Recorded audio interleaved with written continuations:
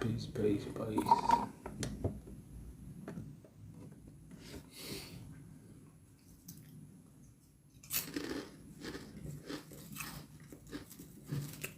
Oh, come on in now. Come on in.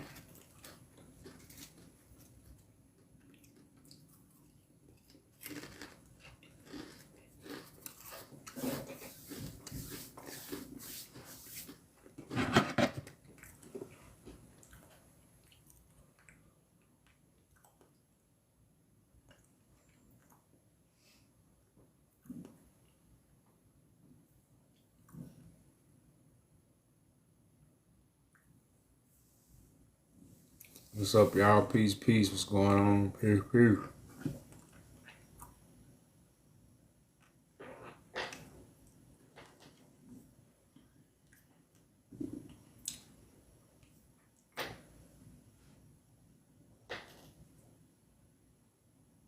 What's going on, family? Peace, peace, peace, peace. Well, come on in, y'all.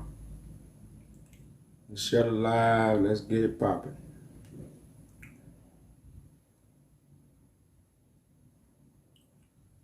Let's share it live. Let's get it popping.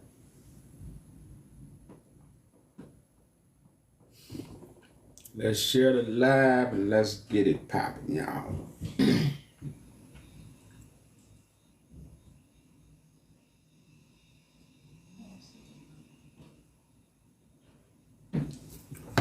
Y'all know what it is, y'all. You know, nation building at its finest. Getting it, huh? Getting the job done, y'all. Getting the job done.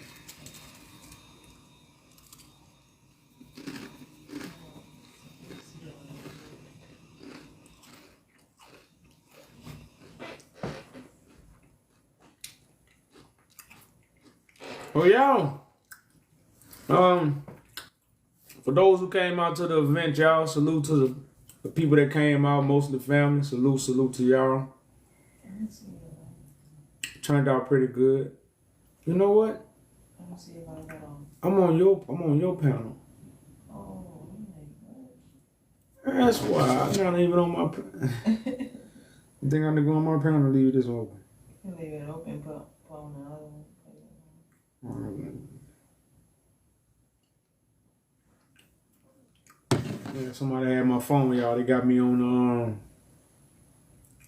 wrong panel, but it's all good. It's all good, y'all. But we'll be on both of them. So, so y'all know the message, y'all. Right now, information is dividing us. You know, we talk about this on a daily basis. How information is dividing us. You know, it was one point in time where we gave an ear to what someone is saying. In these times, we don't give an ear to what people are saying because we already think we know.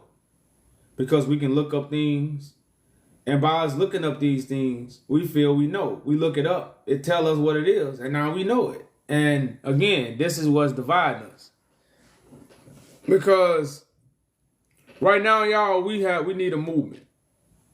I'm just gonna tell you like this: we need a movement. Now, what is a movement? The word is in itself. It's something that moves. You see it move. You see it progressing. Now, how do we get this movement? Law and order. The law and order is how we get the movement. It's how we establish the movement. If you get a business right now, how you going to establish your business? What you going to use to establish your business? Laws and order. This is what's going to establish your business, and this is what is going to keep your business running. So we have business to take care of. We have business to take care of. You know. So to do our business, y'all, we have to put ourselves to a movement. Now, when you have a movement, it takes people to make the movement come to fruition. A movement don't come by what? Getting on your knees. That's not how you have a movement. I thought you was kind of a troll, but I let you up, bro. Um, like it take people, y'all. It take people to have a movement, and people have to play their part in order for the movement to succeed. So like I say, these things that if we in religion, if we in doctrines, we can't be a part of a movement because my religion and my doctrine don't agree with your movement. You know, but but I guess y'all. So we gonna get into some conversation. Peace, brother. What's going on? What's going on, good brother? All right, peace. Like, all right. So I was coming up to say, I was coming up to ask you, what is the prompt about? Like when you say nobody could teach the Bible except the Christ. You wanna know? You wanna know what that is about? Yeah, like what you give me a breakdown on that? Nobody can teach except who? I know. I think when anybody read that, I don't know what kind of breakdown you asking for, but nobody except Christ. And right now, if you're doing that and you're not Christ, you are playing an antichrist. And see, this is what people haven't been taught, or this is what haven't been revealed to people. So anybody that's teaching the Bible right now is doing Christ's job. That's what makes them an antichrist, because Christ gonna come in the volume of the book. Moses wrote about Christ. Isaiah wrote about Christ. The prophets wrote about Christ. Psalms is about Christ. So this book is Christ's book. But the devil got us in it through deception. So we actually doing the devil's work. So all right. So I only really been into the Bible for about 3 to 4 months, right? So I'm still trying to get my understanding. So when you say, like, when the prompts say, like, nobody could teach the Bible, so, like, learn men that I might go to for clarification, like, even you, like, asking you certain things, like, wouldn't that be considered teaching me, though, if I'm coming to you for clarification on things and you giving breakdown on the scriptures? Wouldn't that be, like, considered teaching, though? Correct. Yeah, that's why we proclaim Christ on earth. Like when I say these things because Christ on earth and have verified these things. I don't say these things because like I went to college or I went to another person. Because you can't go to another person to get the understanding about Christ's book. You have to go to Christ to get to the Father, not man. The book don't tell you to go to man and go to the Father. But we do it. And we think we going to the Father when it's not, because those are not the instructions. The instructions is to go through the Son to get through the Father. And we're not doing that. Okay, so same thing, right? So I only been knowing about the scriptures for a little bit, but like I'm recently coming into the understanding that about Gad and Reuben and the 10 tribes and how they came to the Americas and things like that, right? But before I knew certain things about like who these people of today were in the scriptures, like I didn't have the context even when I read the Bible. And it's like without getting certain understanding from different people who had more of an understanding than me, like I don't know if I highly doubt that I would have, without me being taught certain things. I don't know how long it would even take me to have that understanding, or if I would have got to that understanding. So how, my question would be like, how would somebody gain understanding on these things if they didn't have a teacher? You know what's so dangerous about being an antichrist? Remember I told you people are doing Christ's job, but they not who? They're not Christ, right? But they giving you information like it's the bread from heaven. But guess what kind of information you ate? The bread with yeast. So your puffed up mind, you think you was taught something, but you wasn't. You was taught a lie. So you was taught something, but you wasn't taught the truth. Because the book that was teaching you from, who is the truth, who is the way, and who is the light, according to the book that you read. Is it the person you learn from, or is it Christ? Christ. Okay then. So you ain't get the light, you ain't get the truth, and you didn't get the way. So what was you taught? A lie. And see, that's the devil who has transformed himself into an angel of light. Christ don't transform himself. God gives Christ the anointing. Christ don't wake up and transform himself and say, now I know the Bible. Let me teach it to you. Man do that. Christ's transformation comes through God's gift that's given to him to give to the people. That's the difference. And that's why I told you the world is being taught by the Antichrist, which is those who are in Christ's seat, which is teaching from Christ's book. When it's not, that's not their job. So everything you can learn from man, because right now, if I show you about Reuben and what Reuben is, man couldn't teach you this because man know nothing about it. Because this coming from Christ. Because if you go to Genesis 49, I think verse 2, it tell you what's going to happen to Reuben in the last days. Most people tell you this happened to Reuben back then. No, Reuben is walking the earth right now. You know, so the manifestation of these tribes is happening in the last days as Moses prophesied. You know, it's not really happening in historical times as most people are being taught. You know, so like I say, man, you know, that's why it says be careful of the bread we yeast. You said the bread with yeast. Yeah, be careful of the bread we yeast. That unleavened, you need that unleavened bread, huh? Yeah, you need that unleavened bread. There you go. That bread from heaven. The one with no leaven.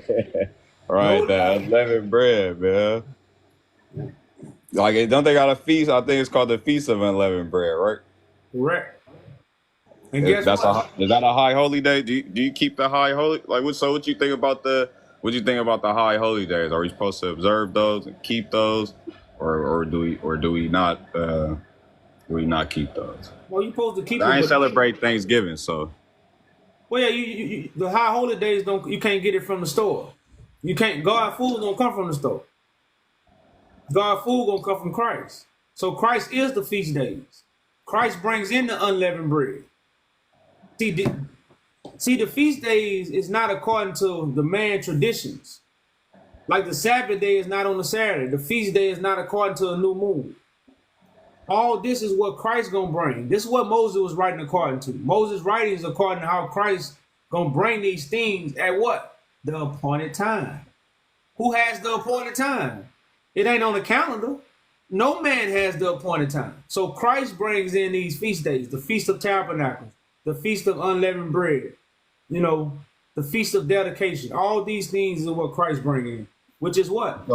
So are you saying, just to clarify, are you saying that we don't necessarily keep those, we don't necessarily keep those days, we get those things through Christ, basically, right? Correct, yeah. And okay, so now my question would be, so what customs do we have? I want to say this. If you accept it from Christ, you keep it. See, that's the thing. If you accept these things, you keeping it according to the word of God, not according to the traditions of man. So this is why it's always a controversy with Christ and the teachers of the law, because the teachers of the law was doing it physically. When the law is spiritual, as it's written, the law is spiritual. So why the law is spiritual? Because Christ's words that Christ speak are what? Spirit. And they are truth. So if you accept the spirit, you accept Christ's words, and you keep the feast days. You keep the appointed feast days. You know, so I don't want you to get caught up with saying, I'm not saying you don't have to really keep the feast days, but like I say, it's not according to the way that it has been set up. The way man Yeah, because I was gonna ask, because then I was thinking like, well, dang, what customs do we keep as a people? Because like Esau, he had his holiday yesterday. Thanksgiving. They got another holiday, so-called holiday with Christmas. Those are their customs. So I was thinking like, okay, well, what customs do we hearken to as a people? How do we get back in line with the Most High? They say man can't live our bread alone, but every word that proceeds out of my what? Mouth. So God got a mouth. If you hearken to the voice of God, you will receive God's blessing. If you reject the voice, you receive the curse. That's in Deuteronomy 28. So we have just gotten away from how God deal with us.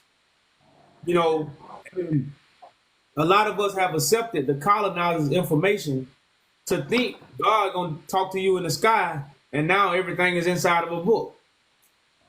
You know, all that's throwing you off from God speaking to you as God always did. God spoke to our forefathers through the prophets. In the last days, God gonna use the Son, which will be Christ walking among us. There won't be no Christ cracking the sky. You know, and like I said, so these are the things that we are disconnected from when it comes to religion and doctrines of men.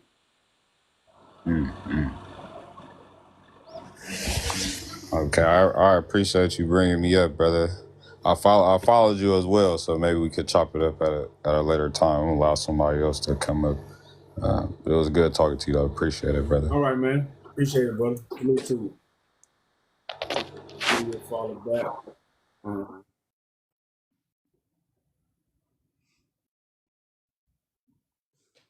It was a little humble conversation. Hello, man. How are you? What's going on? Peace. Good, good. I have one question for you, Papas. Go ahead. Yeah, I don't want to get involved to something that's I never been following for a while, but I want to know like what is like your general or genuine thought about Ethiopia, like its admiration and inspiration. I don't know. I don't follow you that much. Please, brother, tell me.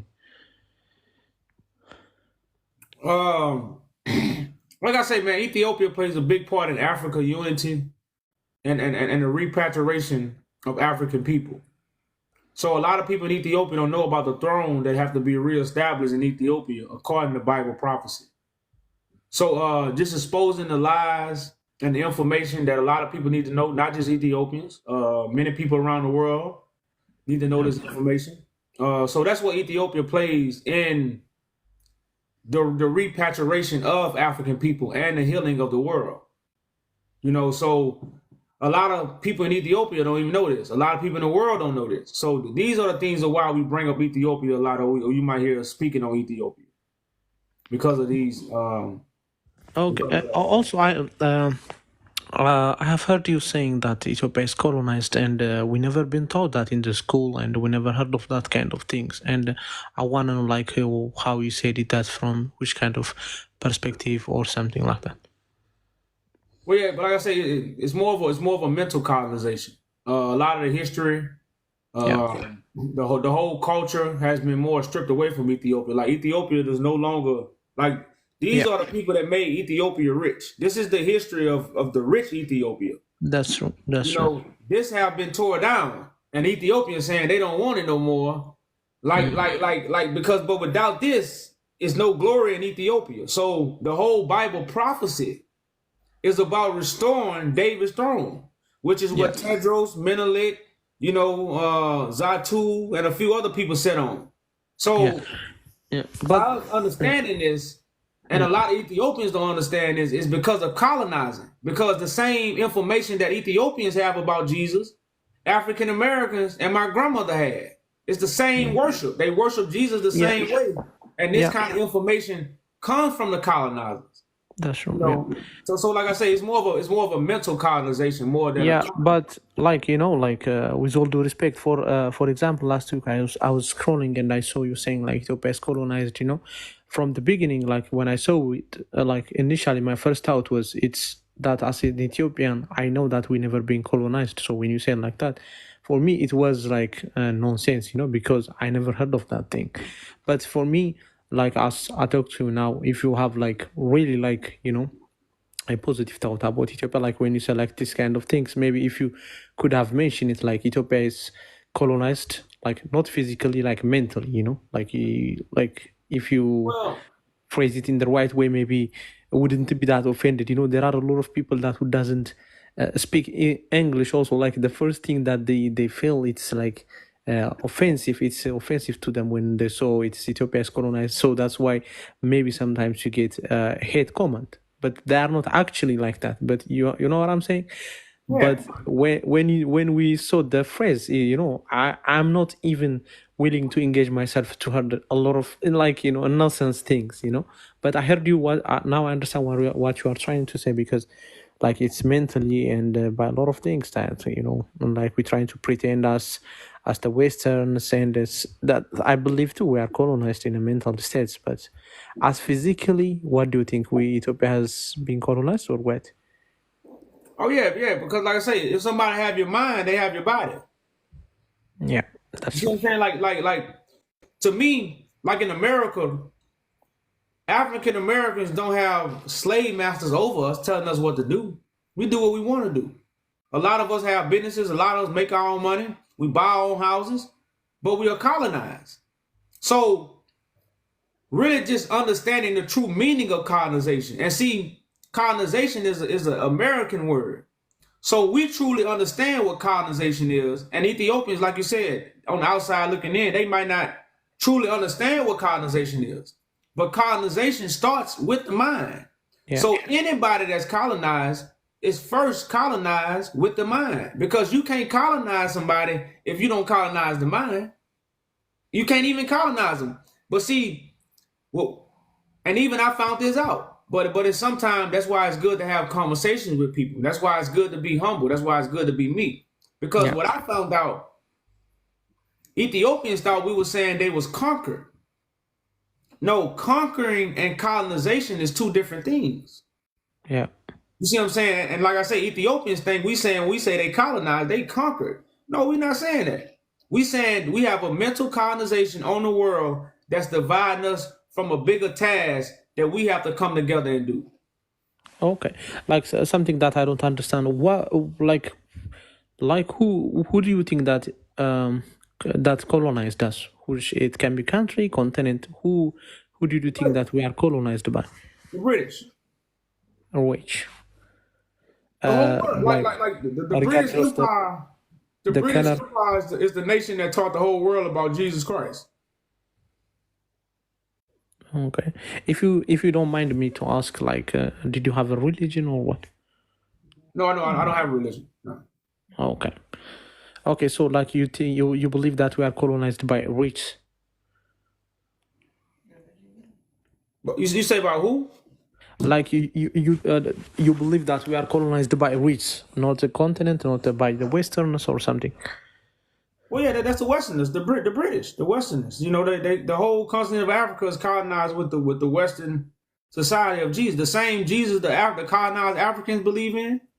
It's the same Jesus that Ethiopia believe in. The 2,000-year-old man that I came got 2,000 I years got what ago. you are saying, like from a positive perspective, but like, can we say like that? Shall we say like Ethiopia is colonized as the rest of the country in Africa? Like it can be like slave trade, or it can be like another things. But when it's come to mind, yes, I agree that we are colonized as an African, as a black people.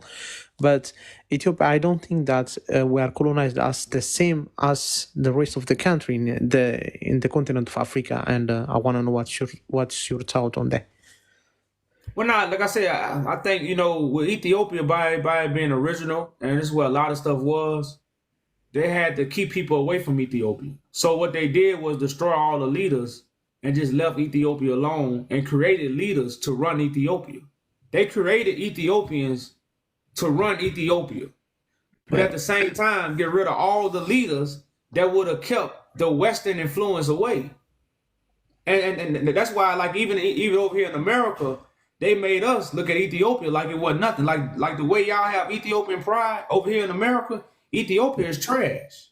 But that's the images they told us, because in the 90s and 80s, yeah, they were yeah, showing us little babies starving, and they asking for money for us to send over there to help these babies. So yeah, these are the tricks, and the games that have been played on our mind to disconnect us and have this outlook on something that has a way bigger purpose. So I can't say Ethiopia, I mean, it's really colonized like other African nations, because like I say, they really couldn't, because of that's where everything is at. yeah. So they really Thank you have so to much. just try to hide Ethiopia. Ethiopia is like a country that has been hidden from the world. Yeah, When it truly comes to what comes from Ethiopia, like for the Bible come from Ethiopia, the world don't know that. The world should know this. The world think the Bible came from Jerusalem or Israel. Like, but how could you block Ethiopia out from the world? By not messing with it, by not infiltrating and putting your people over there. So you took Ethiopians and put them in power, but they had the influence of the Western or the British Empire.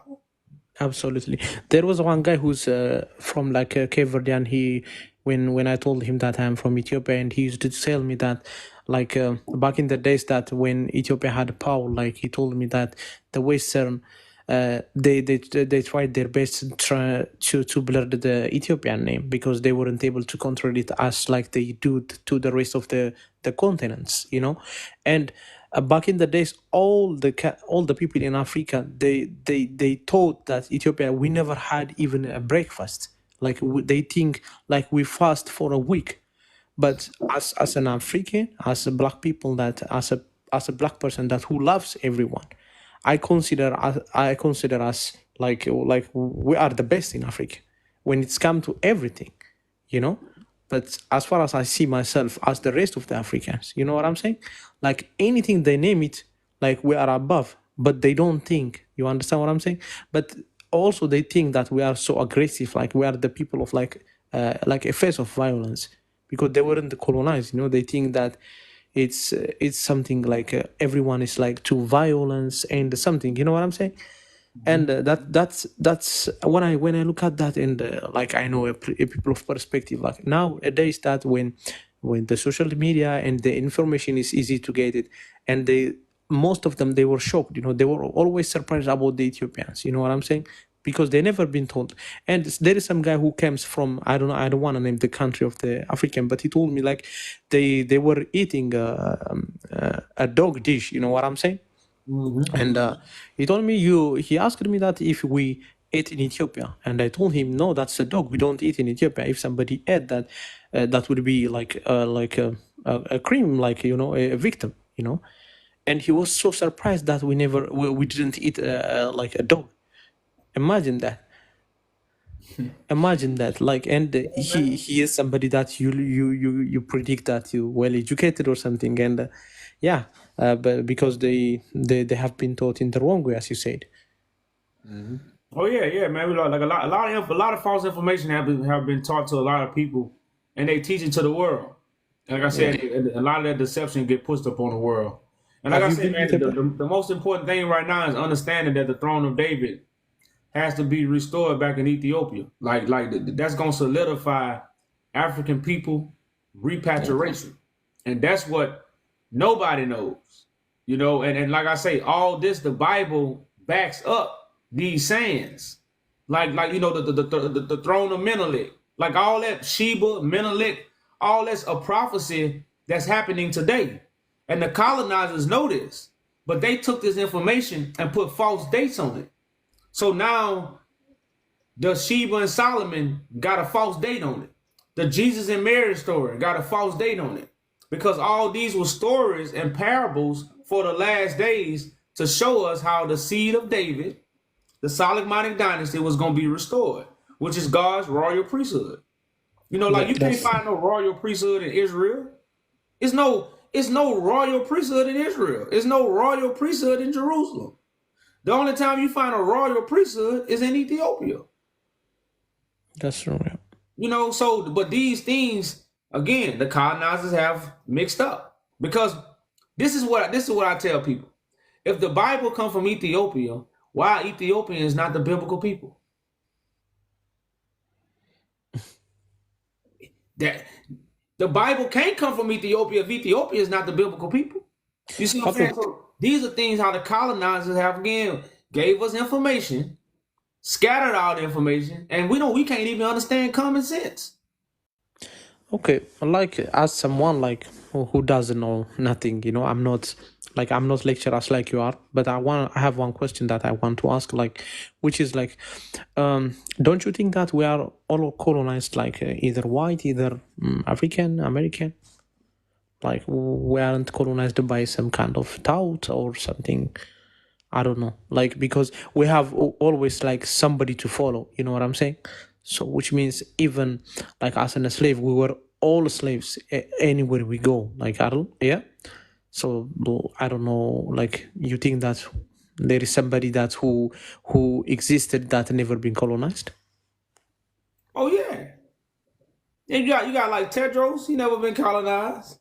Yeah, Menelik, but most of these people on here was never colonized. You got Muhammad Ali, Wallow, King of Wallow. yeah. Like, he wasn't I'm colonized. actually from there. Yeah, It's a lot of these people like Zatu. Like, these people had never dealt with foreign nations like that. Like that's true. Tedros had European slaves working for him. Yeah, Well, no, these people weren't colonized. Like, so the colonized stuff came in when all these leaders began to pass away. When these okay. great leaders start being unalive, like, why do you think 60? Don't you know 60,000 men came to fight this man? Like, Yeah, he didn't even have 1,000 people, but 60,000 people came to fight him. He didn't even have 1,000. yeah, Like, come on now, man. Like these are very important people who would have fought off the colonizers. But he was fighting the colonizers and he was fighting his brothers and sisters. See, yeah. you gotta understand, even in Ethiopia, it was tribal war before the colonizers even came in. You see what I'm saying? Like, this is the history of Ethiopia. When Tedros, the heir of the princes, when Tedros was fighting his brothers. But before Tedros fought the British, he had to fight his brothers to even get in power. You see what I'm saying? So we got to take in consideration, man, it was a lot of great leaders being unalive in those times that led up to Ethiopia being weak. Even if I have warriors and I don't have people who can think, people who understand past things, because they didn't have, Tedros wasn't writing books. Like, in Africa, it was word of mouth. That's how you pass down information.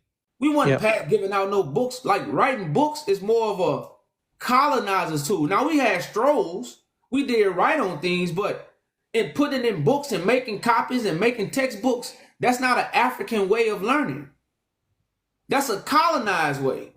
So when all this information got books, all this information come from colonizers if it's in a book. Okay. Because African leaders did not write books. And see, all these books that we read and we go in and read, most of them colonize us into the information that they want us to have. Yeah, that's true, brother. Yeah, I understand what you're saying. Also, like the one thing that people, I think they should have to understand. Also, like you can correct me if I'm wrong. By the time that when they came to colonize the African, how is that possible even to accept the thought that white people came Africa and force to bring them to Europe? Like, how is that possible? Because for me, there was some black people that who were always willing to sell them to European, I think. Or what do you think that they were able or they were capable to came to Africa and to force our people? I thought African were strong, and imagine that back in the days there is no weapon that you can force anybody as easily like now. And can you clear that thought, please? Well, yeah, that's why I tell people, like, slavery. A lot of slavery took place in the 1900s because of the invention of guns. Guns wasn't heavily invented in the 1600s. That's why there wasn't no slavery in the 1600s. Yes. You just had kings and you had servants. There wasn't no slavery of a white man taking another African without no gun, and he talking about, you gonna work for me. No, he couldn't do that. Yeah. So that's why Ethiopia's first invasion of guns was in 1868. In Tedros' time. Ethiopia have never seen guns before that time in 1868. Yeah. It was by shovel. Yeah. So around that time, the late 1800s, the 1900s, that's when slavery started taking place. Like, history is a totally lie. The history they give us is a lie. Yeah, which means at some point there was somebody that who sold to the white people who were black, who were like already like the bosses in Africa, and who were willing to sell them to Europeans. because they weren't capable, even though while they have a gun also, because you came to a country as a group. You know what I'm saying? The British people, they don't came as in a country to continents.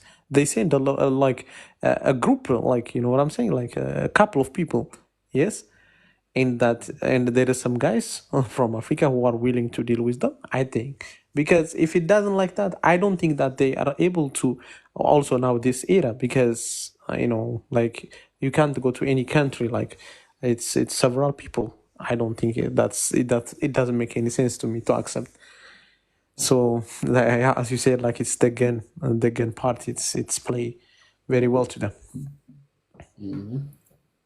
Yeah, Well, I my think man, I don't know. Like, it's time. Like, I don't know if I don't have to mention it. Like, there is nobody on the planet that can make me angry by saying a nigger or black, and I don't get offended, or like, I have a problem with the black people that by not getting offended by that kind of thing. And can you give me advice about that? Like, am I wrong or am I right? Because I don't feel nothing when they say black.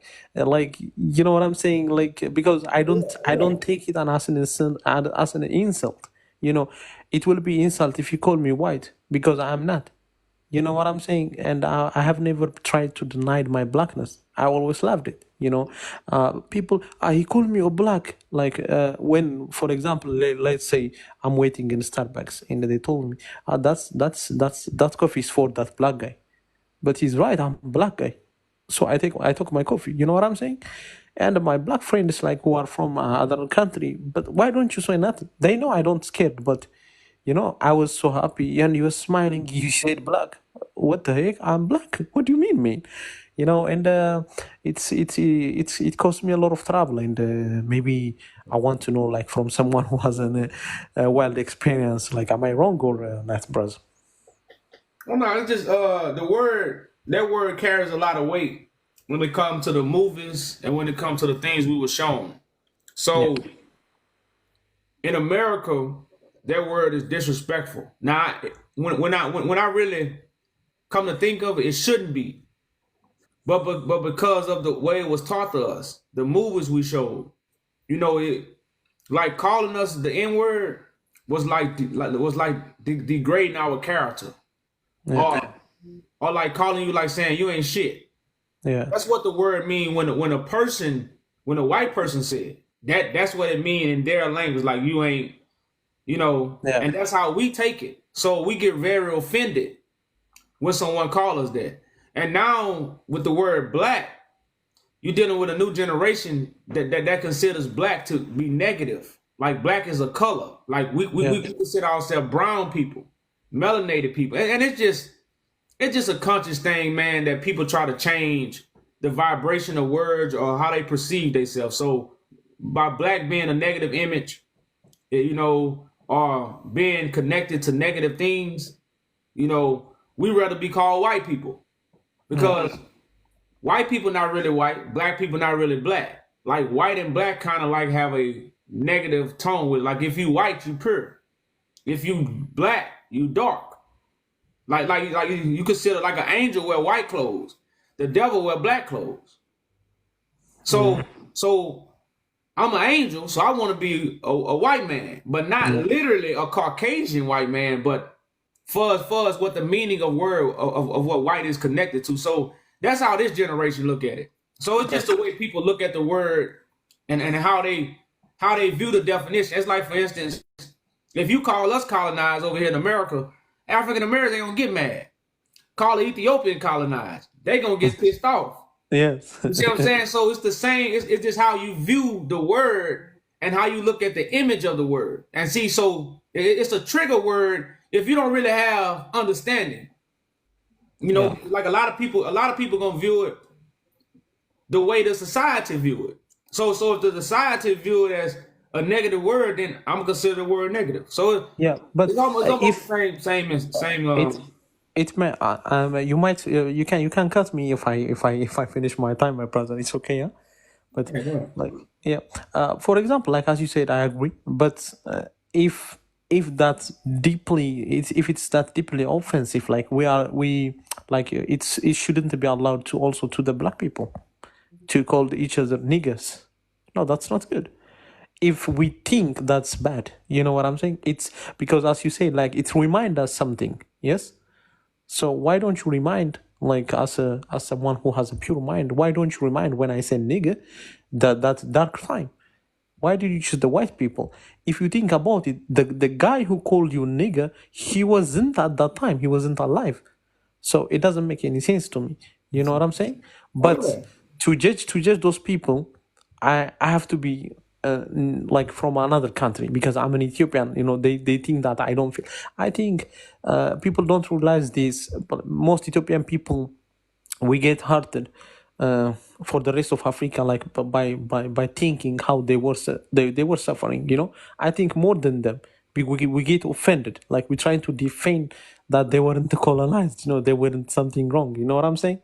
So if you don't if, you find you can't find it offensive from black people, why don't you from white people? Because they weren't at that time. You understand?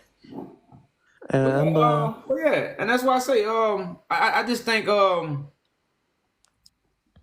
lot of black people are looking for a reason to blame white people because, like I say, like in America, they show us a lot of slave movies.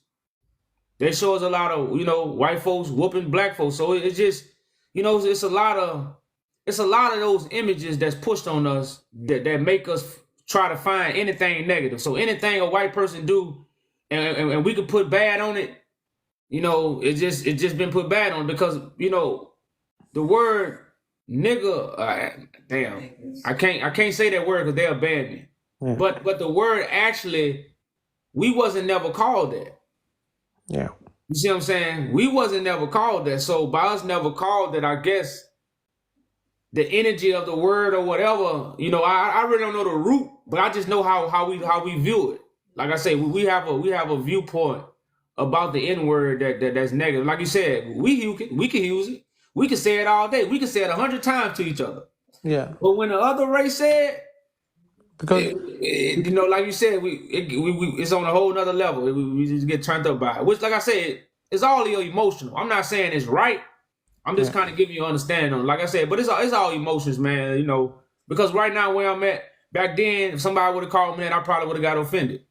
But now, knowing the word, knowing where it come from, knowing the root of it, I got a whole different outlook. So I know I'm finna make it to a point where they ain't gonna want to call me the N word. Because they're going to be calling me what I really am. yeah, So they ain't going to want to use it. So at the end of the day, like I said, it's really about understanding. You got to get the understanding of a lot of things to take the emotional side away. yeah. That's true. That's true, brother. And if you like, I don't know if you don't mind me to answer this. Well, where do you live in America? Yeah, I'm in America. I'm in Europe. Okay. So like the last question. When I got the chance, I have to use this one. Okay, like what do you think? For example, like for me, like as someone like in my age, like I found a lot of white people than black people. You know what I'm saying? There is a lot of white people that I choose to live for my entire life than black people. For example, if we separate us in a color, if you ask me like who is good for me, it's the white people to me. You know what I'm saying? Who are racist to me? Wallahi lazim, like for my entire life, it's the black people. But I'm willing to leave anyone, the religion, the color. Like I experience love in this world. But I found it really, really difficult to associate with my black people than white people.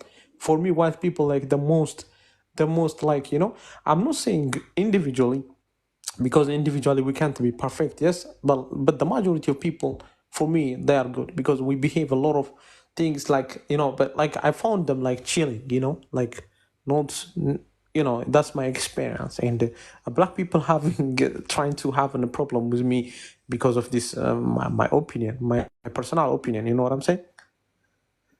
So I think everybody have. It depends on your background, how you was yes, raised, yeah, what you was raised around, and like I said, what your style is. Because you don't live everywhere. It might be just in your part. And your connection and what you've been around, that's what you've been exposed to. that's So, true. like, as long as your opinion is based off your experiences and not an opinion based off for everyone. See, everybody can have their opinion based off your experiences. If those your experiences, that's what you have experienced. Because like I said, you got bad black people, you got good black people. You got bad white people, you got good white people. For sure. You got that with every race. Yeah. You know what I'm saying? So if you just had that experience, that's just your experience. You know, but that's just not experience for everybody. You know, Yes, but that's like I said, if that's your experience, you know, you can't if you just don't lie about your experience. If that's what you get, yeah, that's what you get. Yeah, I got you, man.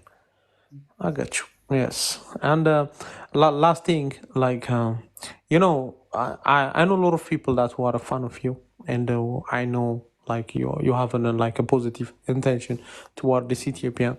But that's like I said, no, I'm not trying to tell you what to do, but it will be as someone who likes you. It's like a good view. Like for example, when you say Ethiopia is colonized, you have to like trying to write it like as you write it like that, like mentally or something like what you believe. It can be whatever it is, but the thing you wrote and now the thing you explained to me, it needs to be explained to somebody who likes you. You know what I'm saying? Yeah. Yeah. So like trying to make it clear as much as possible on the right, because it's engage people to hear you. You know what I'm saying? But believe me, like you have a ton of fans from Ethiopia. You know. So don't broke people that who loves you, don't broke their hearts. You know what I'm saying? Because then so many of them, they don't get the chance to talk to you like this, and I hope you understand me, man. Oh yeah, I definitely, and now that's why even had you another brother from Ethiopia kind of told me the same thing. He told me to put a question mark on it. Yeah. So I even put a question mark on it. I consider what he said. I say, you know what? I'm gonna put a question mark on there for the other Ethiopians, so it could bring some of the energy down, and we can have a decent conversation. And they can understand where I'm coming from. So yeah, I understand where you come from, brother. Yeah. I appreciate it. And I That's definitely consider. okay. Thanks so much. And my name is Mohammed, and I live in Liechtenstein. And maybe next time I will bring a new idea, and we will talk about it, brother. Okay. Appreciate you coming on, man. Like I said, if you want to reach out to us, you want to be a part of our WhatsApp, if you want to talk outside of this, reach out to the website, brother. Okay, Appreciate you for coming sure I up, will. Okay, All right, brother. brother. Thank you so much, and have a nice night. All right, you too, brother. Peace. Okay, ciao.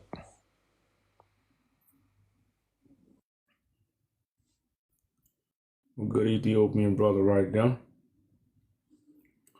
And like I say, y'all, sometimes, you argue with your brothers and sisters. I don't think, I think a lot of people, we got too much hate in our heart. We don't have enough love.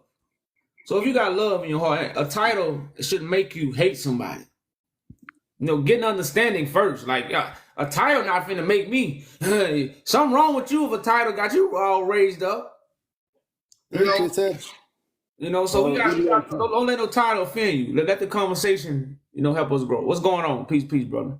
All right, thank you. I appreciate for giving me a chance to talk to you. I am trying to contact you, but I didn't get it right now. Thank you. I appreciate it. Anyway, the question is your topic. I am following you about Ethiopia colonized or not, and the issue right now you are talking about the black people in the United States, and two issues, very burning issue.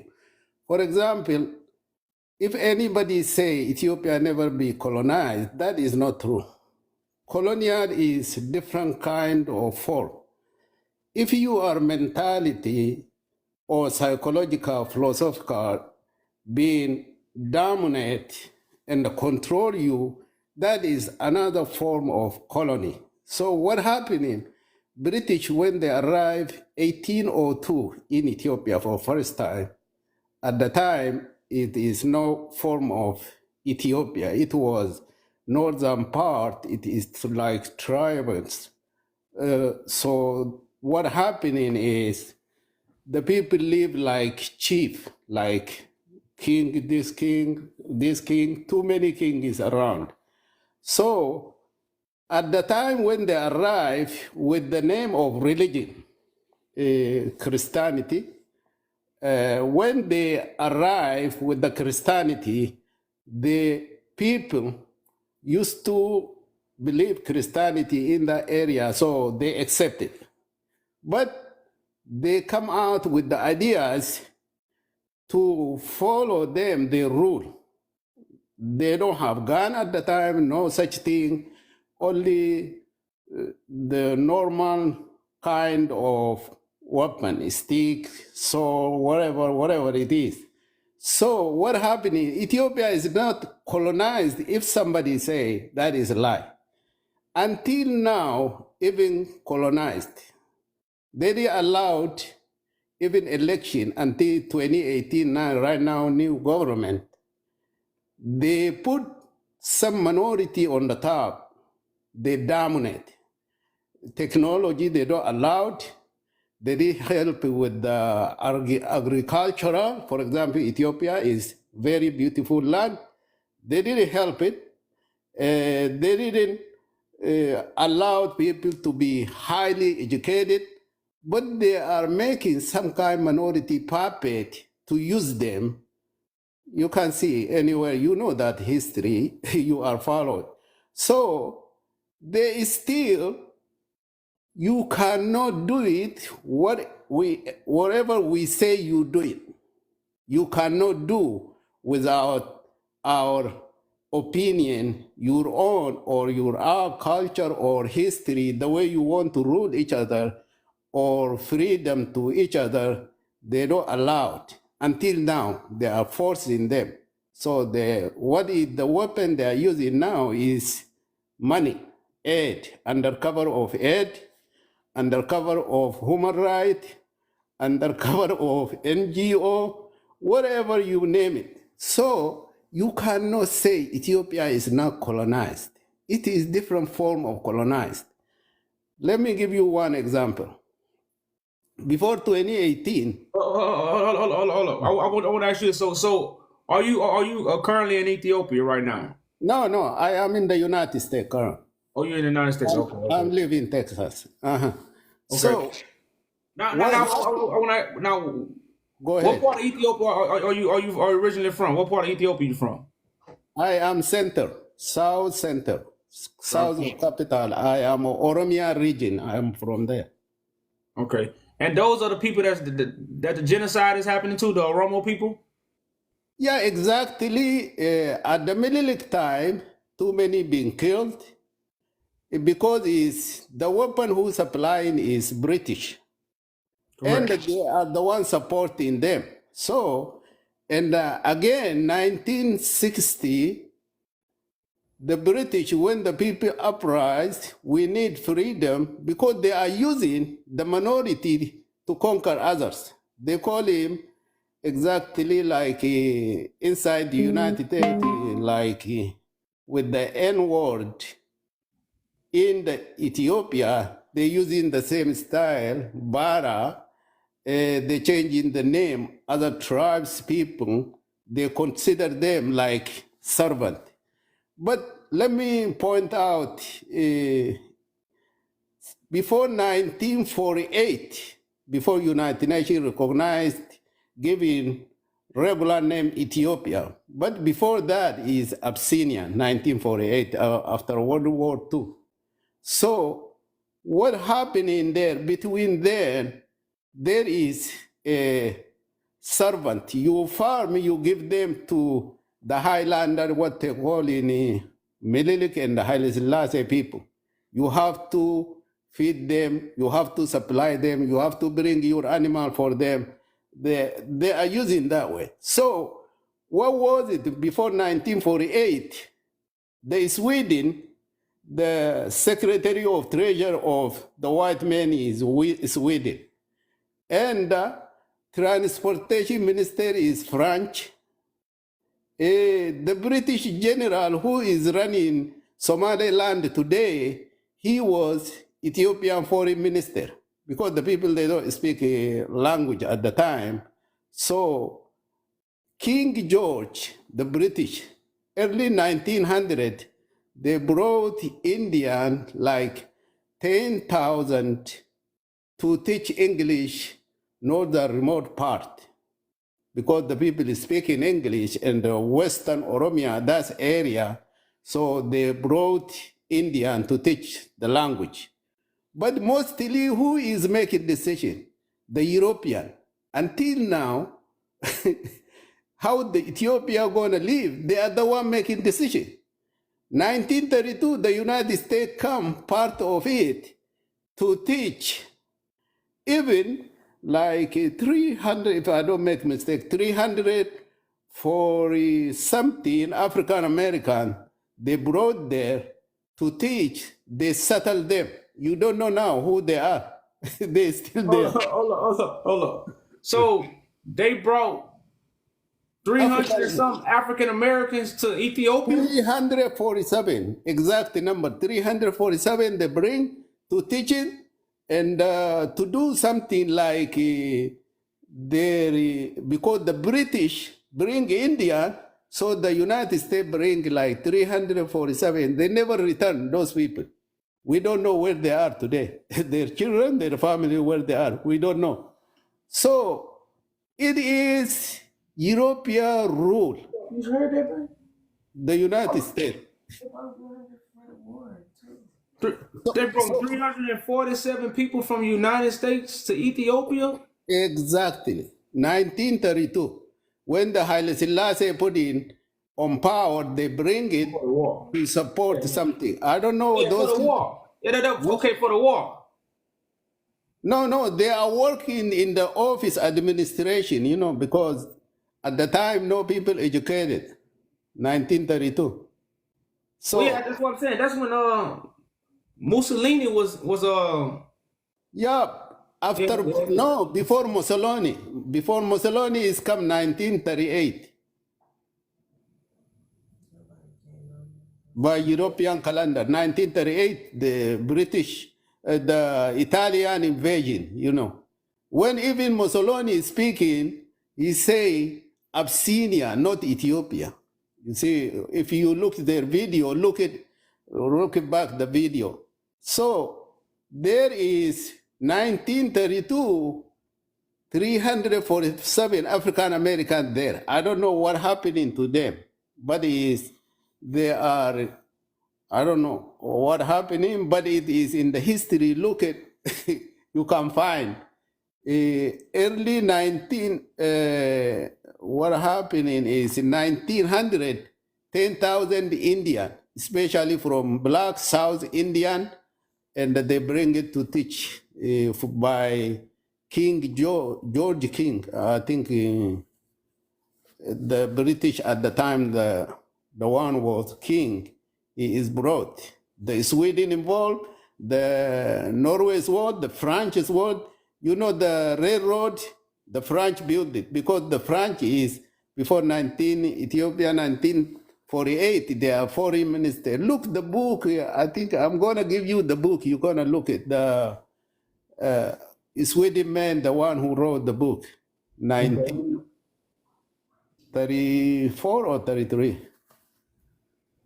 Okay. Well, brother, man, like I say, man, brothers like yourself, man, need to join. I hope you understand our mission. I don't know if you understand anything about our mission.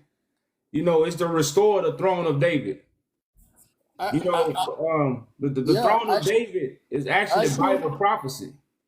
I do understand you. Your point is clear, but for example, let me say, a while ago, one of them, Ethiopian guy, he say, the African American, when they call N-word, they get really mad because this is what happening. We all live the past, not future. The future is not yet.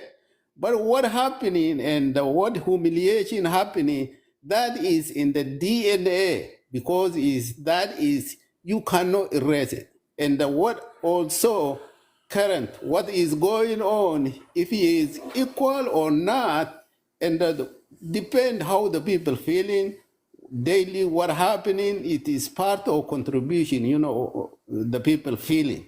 So Ethiopia, they say, being told we never been colonized, they only see physically like the rest of Africa. Let me give you one example. if anything back home problem, who is gonna come to the Europe and the United States White House or State Department to protest? Do you know Ethiopia and the Sub Somalia and most of African countries who colonized by white, they never go ask support for protesting. You don't see it. Only who? Ethiopia and Somalia, maybe a copy from from Ethiopia, but the rest of Africa never come to White House to protest, even they have problem back home. Why? Because they know what happening. They don't feel comfortable to go telling again. Eh, but the Ethiopian does. You see, who is protesting? Ethiopia. Information, man. That's what I say. Information, and like I said, you know, I think you've one of the few people from Ethiopia that understand colonization is not just conquering you. Colonization is information. Like if you have been misinformed, you are Exactly. colonized. And I think that's what most Ethiopians don't understand. And I know, and I'm glad you was able to come up and kind of confirm that colonizing someone has nothing to do with conquering them, but it has something to do with controlling them because you have control of their mind. And Exactly. if anybody controls your mind, your Exactly. physical body is Right. in their control. Because every move you make is going to be calling out the information that they have given you. Every move you make is according to the information that they have provided you. Exactly. Because a That's lot what of we are moves, living in. What yeah, about right now? If you yeah. So, look, let me so yeah, say, that's why. And see, this is why we up here to yeah, I to let understand. people know. But we up here to let people know it's colonized, and we are the people that's gonna uncolonize it by coming and restoring it. No, So no. we just not saying these things like Ethiopia colonized, ha ha, nanny nanny boo. No, Until we got now, a solution. I told you until now, we cannot do freely. They're trying to put sanction on us. They're trying to do something else, but they don't do other African who physically conquered, colonized, abused. They don't do that. They don't say They don't sanction have to. because they are fight back. But we are misleading. We be misleading. We never colonized. Okay, let me say, in this country, I am living here for a while here. Let me say, when the election come, why African American believe Democrat Party? Because they conquered. They hold their head. They cannot think beyond what they say, but they are telling the Republican is this, that, but it's who did, who they are, the people saying this.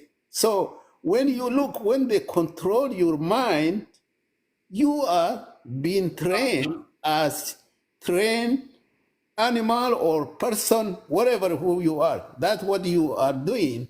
Exactly what we believe in the same thing. Why we are poor in Ethiopia, we have very beautiful land, very resource. We have a lot of things. Why we are poor? Why we are fighting? Well, So that's why I say, man, that's why we coming back with a solution. We coming back to fix the problems, and we are on here to rally up those people who want to exactly, join to help fix the problem. Because you know, especially two brothers or two sisters or a brother and sister that understand the problem. do you You know know, Secretary it's State really, Hannah? hold on. Like it's really our job to come together to fix the issue. Okay. You know, and like I said, that's what we're really on here for, to gather people. You Let me know, ask you a question. Uh, Henry Kissinger, do you know the United States Secretary of State? I think right now he passed away. The Reagan time Secretary of State is Henry Kissinger. Do you know him? Henry Kissinger, foreign Secretary of State. The old man, he died. I think you know Reagan. Do you remember Reagan? Who is Secretary of State of Reagan? Check it. Well, yeah. I Huh? know Reagan, Ronald Reagan, the president. I just don't know the Yeah, Secretary of State. he's Yeah, Secretary of State. he's Secretary of State. Yeah, well, no, what about him? Henry Kissinger. What he wrote in 1972, a book giving Ethiopia how to rule it. Number one, they say, we have to keep Ethiopian poor. Look, exactly, I give you the link when I done. We have to keep Ethiopian poor. And then is we have to divide by religion. One of them religion is the best, the rest of them bad. Okay. Then in the third, they say we have to keep by ethnic, divide. Then is we have to keep conflict between them, and we have to able to manage that. Correct. Yeah. That's how you. Yeah, that's that So, kind of what does it mean when they do this? control. That's how they control you. If they keep you poor, they gonna control you. Yeah, but they say, particularly in Ethiopia, that's what they say. Too many countries, different idea, but for Ethiopia, this is what he wrote in the book, guiding. Until now, they're using that method to control Ethiopia. They say, make sure conflict between ethnic or tribal. So, but we have to control it, not out of our hand. Yeah, you can't get it out of hand. Yeah. Yeah, that's what he said. So that is that Ethiopia never be colonized. That is a lie. Until now, we are not free yet. We still struggling. So that is the truth. Thank you, man, for giving me a chance. I appreciate it. All right, brother. I appreciate you coming up, man. All right. For the clarity. All right. Thank you. I think I wasn't even trying to talk about the Ethiopian thing tonight, but I think some good clarity came up to see the perspective of saying Ethiopia is colonized.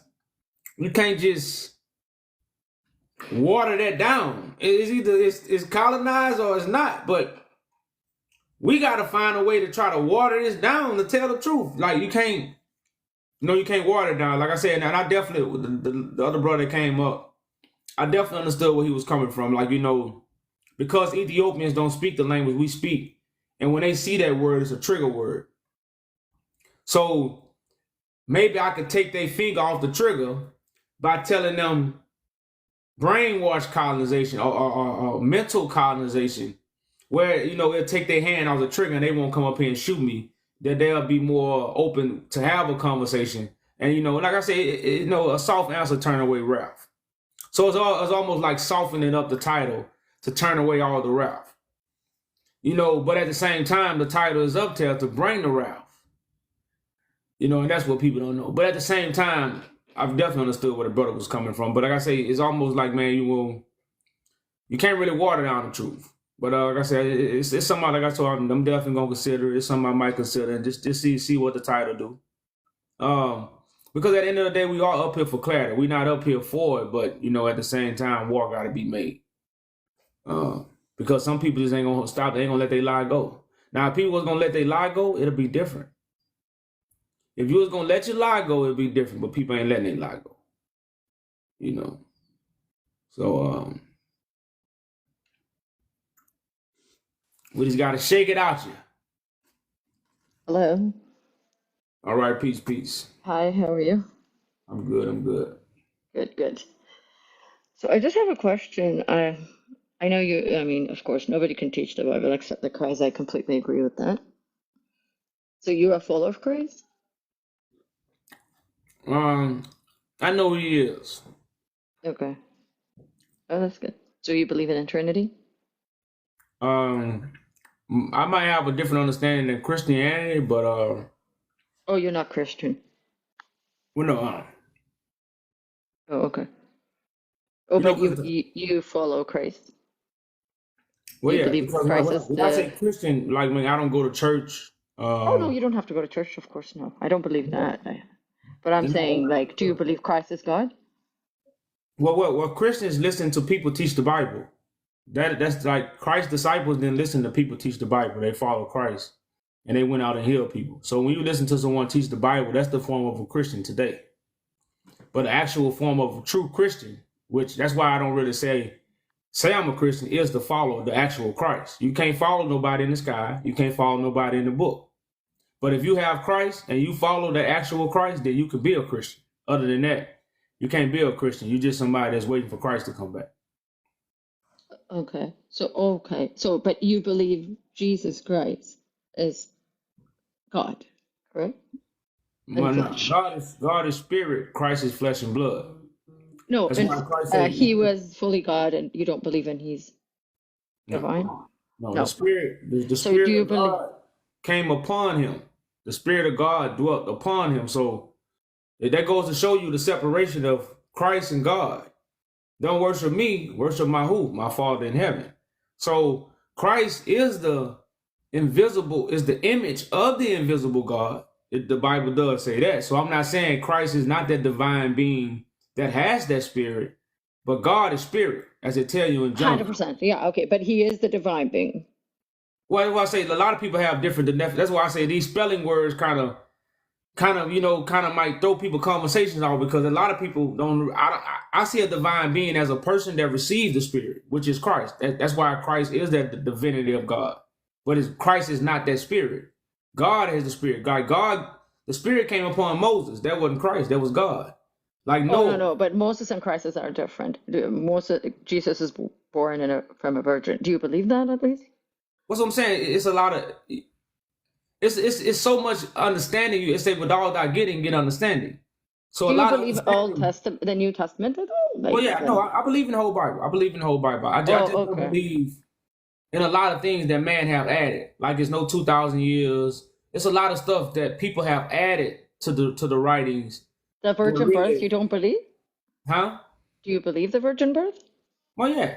That's why I say, but the virgin birth is not. You think is that what is added, or do you believe it is true?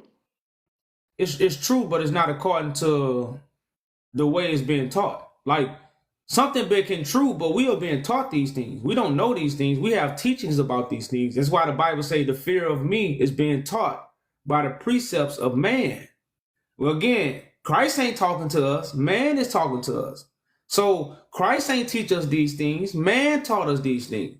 Or either we read these things. But so when it comes to what we have to really humble ourselves and say, well, hold up. I have man teachings. I didn't get this from Christ. I didn't eat from Christ's flesh. I didn't drink Christ's blood, which is symbolism from receiving it from his mouth. And see, like that he did a sacrifice for us, yeah. Well, according to do Hebrews, you believe the sacrifice at least on the cross? Well, that's what I'm saying. Like, do you have your Bible with you? I do. Oh, well, I can't. I have to get out. It's on my phone. Sorry. Oh, you got to get out. Well, but I know it. Just go ahead. Hebrews 5:1 say every high priest that's taken from among men is ordained by God to offer both gifts and sacrifices for sins. So again, it's not just what man have taught you, like, oh, Christ is the only one that make a sacrifice for you. The Bible say every high priest that God takes from among man makes that sacrifice for you. Moses made a sacrifice. You know, so no. Well, yeah, Moses did. Jesus' sacrifice is different though. What? It's one thing because we need, back in the day in the Old Testament, when there was a sacrifice, it has to be that person, when they even offer the sacrifice, the priest, if you remember, they have to be away from their wife, they have to be clean, they have to bring in very nice animals for sacrifice, and it has to be perfect. So Jesus was that perfect gift instead of the lamb or animal that we used to sacrifice years ago. That was thousands of years ago. God said there would be one sacrifice for all. So no more sacrificial is necessary. So that is the reason Jesus was the different kind of sacrifice. And no human can do it, what he did. And he did it willingly. Well, that's what I say. I think the sacrifice God never wanted. God never wanted animals to be sacrificed. Even God, our forefathers did those things. That don't mean God had ordained them. They did that according to their own. That's why it tell you in Jeremiah 7:22, I never commanded your fathers Oh, about that burnt was offerings and then. When sacrifices. he was upset though. When it gets to Jeremiah, God was very upset with Israel. What's Was this? I want to say, but God, we dealing with a God that never changes according to the no, it scripture. never changed. Okay, But the thing so is, God never changes. but he was giving them warning to many times. They were killing prophets, and they were like they were not really following God rule in so many years. Eventually, that's why even they've lost their Yeah. country, right? So, but the thing is, before that time, though, he was the one who was even sending the fire to burn that offering. It wasn't, they weren't even offering fire. It was God That's will what I'm that they. saying. But like, you gotta understand, Moses was writing about Christ. Moses spoke in parables. Most So, talks about Christ. so, Yes, of so course. yeah, Moses wrote about Christ. So when Moses is talking about a lamb, the sacrificial lamb is Christ. That's who Mhm. Moses wrote about. Moses wasn't talking about going and get an actual lamb. That's why Christ represents the lamb that will be sacrificed. But when Moses told these things, our forefathers rejected Moses as what the scriptures tell us. So since if our forefathers rejected Moses, then they never believed what Moses said. So they took Moses' teachings Yeah, upon you their have to show own. me that they rejected. They didn't actually. Moses actually the one who's directed them that they needed to do that. No. But Okay. how can Moses? It wasn't, yes, he talked about Okay, Christ. but That was the I want to ask you coming. this. I want to ask you this. How could Moses instruct people who rejected him? As the scriptures tell you, Moses, they rejected him. So how could Moses instruct them and they rejected him? Yeah, but when they were doing, after they created the temple, it was after Moses anyway. I mean, the temple, and it was like way after it was the kings, which is, I think if I can remember, it was David and even Saul at that time is when they were doing the sacrificial thing. But when they were doing all those things, they were instructed by God to do those things. And then even how it was supposed to be done, how it was supposed to be designed, everything like that they created, even after he gave them Moses the Ten Commandment, how the setup has to be done in the tent and what have you, all those things what they were doing. And he was even promising them that I would nobody to provide the Levite were supposed to be or the only priest who was supposed to, they were the only elected people to do this kind of duty. No other even Israelite were supposed to do it. No That's what other I'm of the saying. But like, tribe. like the duty was never about sacrificing the animal because God don't change. So like we take these teachings out of context because So you're again, even denying the New Moses, Testament then, teaching. no, I'm not denying it. I'm just showing you how you looking at it wrong.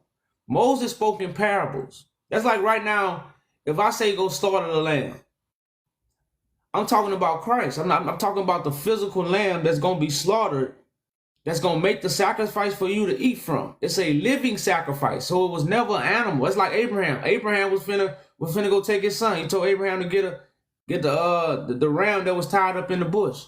But these are parables Yeah, that he talks told him to about. kill his son, but the thing is, eventually, though, he provided I the know that's what I'm lamb saying, for.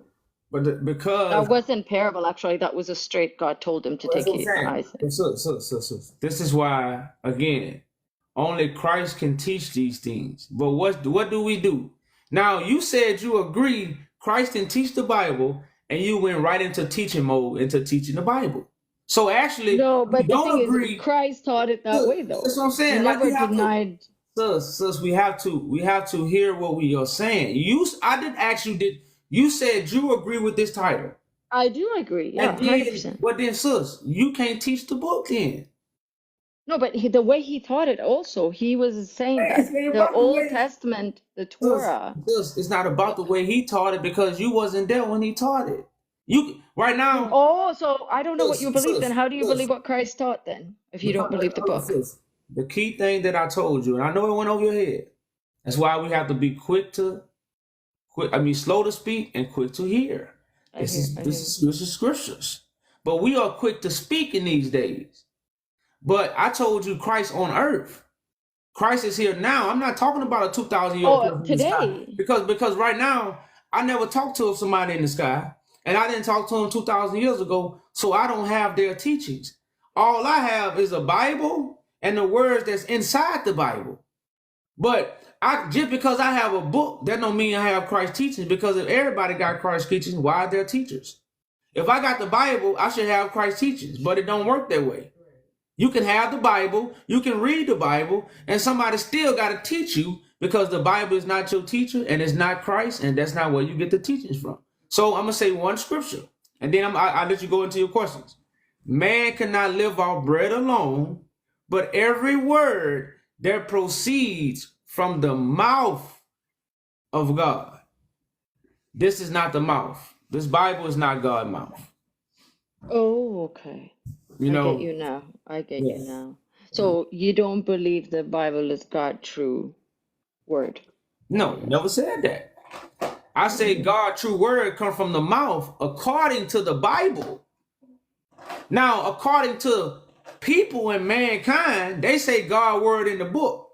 But the Bible say God's word comes from the mouth. According to the Bible.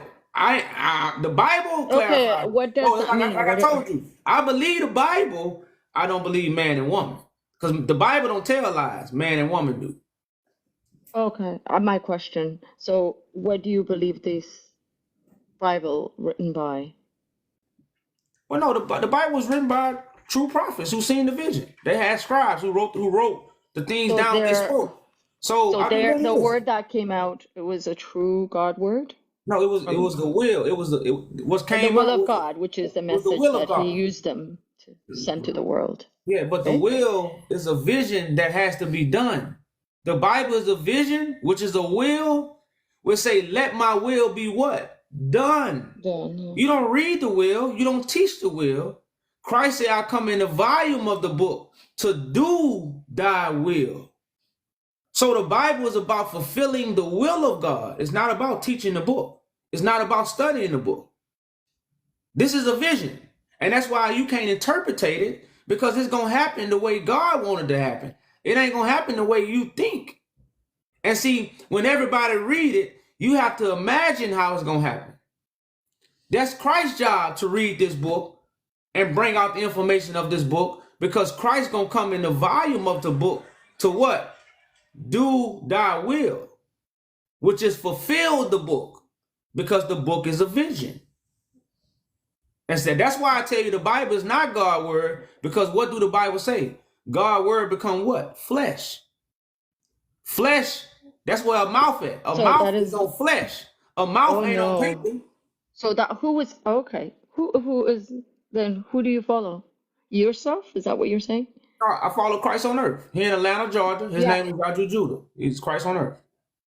Who's Christ on earth? Who is that? A Yeah, person? yeah, Is it he's a today? person. He's a son of man, just like you read Christ Oh, walking where among is the he? people in He's the in Bible. Atlanta? Yeah, he's in Atlanta. Are you kidding? No, I'm saying I'm not joking. I'm I'm serious. sorry. Yeah, this is website right here, YahJew. Who? That's the person? That's the website. Oh, okay. Here in black. That's the website. Yeah, I you see. Yeah, Judah. So that is a person, a human being? That's a human being, yeah. Like a son of man. Christ is a human being. That's why Christ is flesh and No, blood. I know. Christ is, yeah, but there is, wow, I've never heard of that. That is new to me. God ain't human now. Christ is the human. God is the spirit. So Christ is the one that's hosting the spirit of God in human form. So you believe in a man that lives in Atlanta? They said it's That you is, know when Peter that is Christ? you know when the What? woman asks you know when the woman say Peter. I'm so confused. Sorry. So I want to put something on your mind. When Yeah. a woman asked Peter, she said, Peter, wasn't you following that man? What did Peter say? No, he said he denied him. Now, so he was ashamed of following who? A man, right? He was ashamed of Christ. following a man, right? So No, a lot but of he people was will be hated. He was ashamed. afraid for his life. He knows they were going to kill him. He knows they were going to kill Christ. He was afraid. No, he was ashamed. He was No, ashamed. he's not. He was afraid for his life. Okay. That's Okay, so why do the Bible say don't be ashamed of the gospel? Or why because does Paul say at that time people were afraid dying, but Christ told them that you would die There would be No, you say you you're would gonna be take up the hated. cross, meaning is No, that would mean you would sis, suffer. sis, That's what it is. sis. Suffering mean you're gonna be hated by all men for my They name's were sake. hated for the first 200 Okay, years. They so were chased. okay, so that's the same. But that's again, it's not according to your imaginations. It's according to the will of God and how it actually gonna happen. So right now, if anybody say YahJew Judah is Christ, everybody will hate you for his name's sake.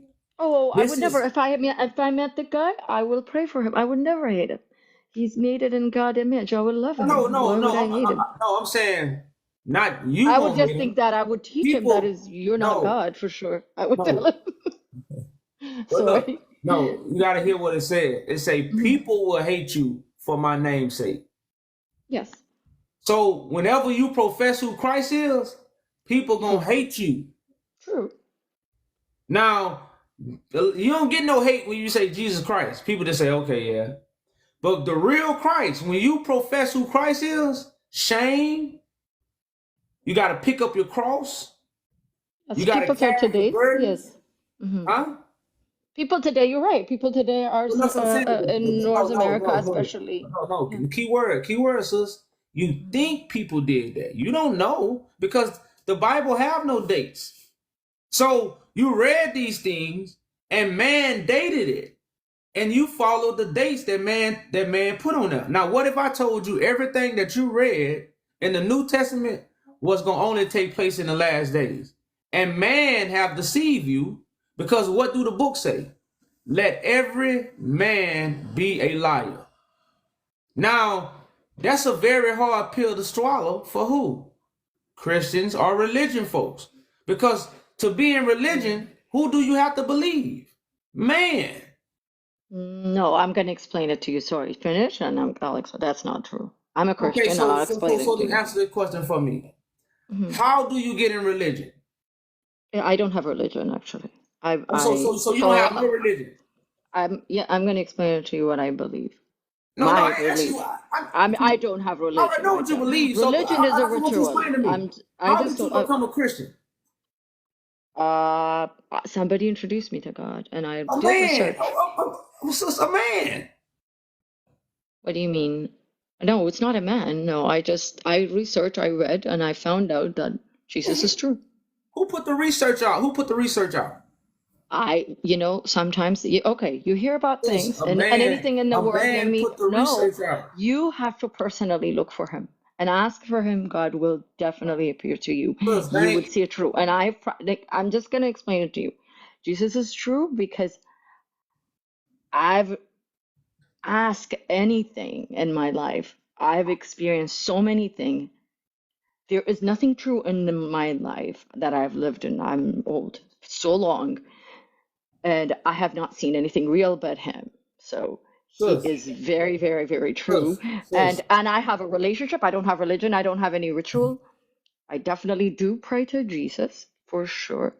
And my God and the Holy Spirit. Definitely I'm a Trinitarian. I believe in that. And I do pray and faith and spirit, of course, and truth. And that's how you're supposed to do it. And I do pray, and I believe in God, but I don't believe in no man. And I read definitely my Bible, but that is all I do. But the thing is, what you're saying that Christians are religious, there are some kind of Christians. There are a lot of Catholic or other, like a lot of they have their own ritual. But they all believe in Christ. I know, but all they this have. come from man. But All this come from man. there are some that is like cultural and a lot of ritual that they do, but most Christian do follow Christ. But sis, it all comes from but man. you believing in man is completely that's different. Sis. It's like wow, I'm like you know what TikTok brings me to so many crazy things. You gotta understand this. I never even know this. Sis, you believe in man also because you believe in what man told you. No, I found him. Everything you have, you got from man. You didn't get it from Christ. I did. You have nothing that you got from Christ. You don't know what I from feel man. inside, so you can't say that. No. Well, sis, It That's says you can't. personal. That's like you could never know. No. For one The thing, I'm relationship that you not. So have, like with your hold on. So wife, you is understand? I'm different. not saying these things. I'm not saying these things to insult your intelligence. I'm saying because do the truth hurts or do it feel good? Oh, the truth is good. I So you don't. telling me the What? truth don't hurt? Why would no? Well, if the truth hurts, what? Unless if it's not true, of course. But I know this is true. So, and but there's nothing I believe true other than this. Okay. Like So, I've seen it and I've experienced it. But I just have a question. One question before I leave. I just wanted to ask. I know you've been talking about like the colonization of Ethiopia. So I was just wondering, what do you mean by that? Like I know you said something like saying that it's I don't know, is mental colonization, mhm. but not actual war colonized. I mean, they were being they did get occupied for 3 years, but 5 years. 3 years or 5 years, I'm not sure, but yeah, about something like that. But they, so what do you mean mental? Yes, I mean other countries definitely comes and preach to them and manipulate them for business and for what have you. But I don't know what you would say that they've been colonized. I mean, Well, you gotta isn't understand, that like the only form of colonization is mental colonization. Like I'm not saying Ethiopia was conquered, but it was definitely colonized. okay? The Oh yeah, same that's Jesus that Ethiopians believe in, the same Jesus that the whole rest of the colonized world believe in. They don't believe in no separate Jesus than the rest of the world. So the same which they spirituality. shouldn't. Which they That's what I'm shouldn't. saying. But that's the colonized. I understand Jesus Christ and a 2,000-year-old person is a colonized information. That's what have colonized the world. Do you know Because that right now, it the CIA works for the people who control the world. You know where they've been looking for a Messiah at? Do you know where the CIA been looking for a Messiah at?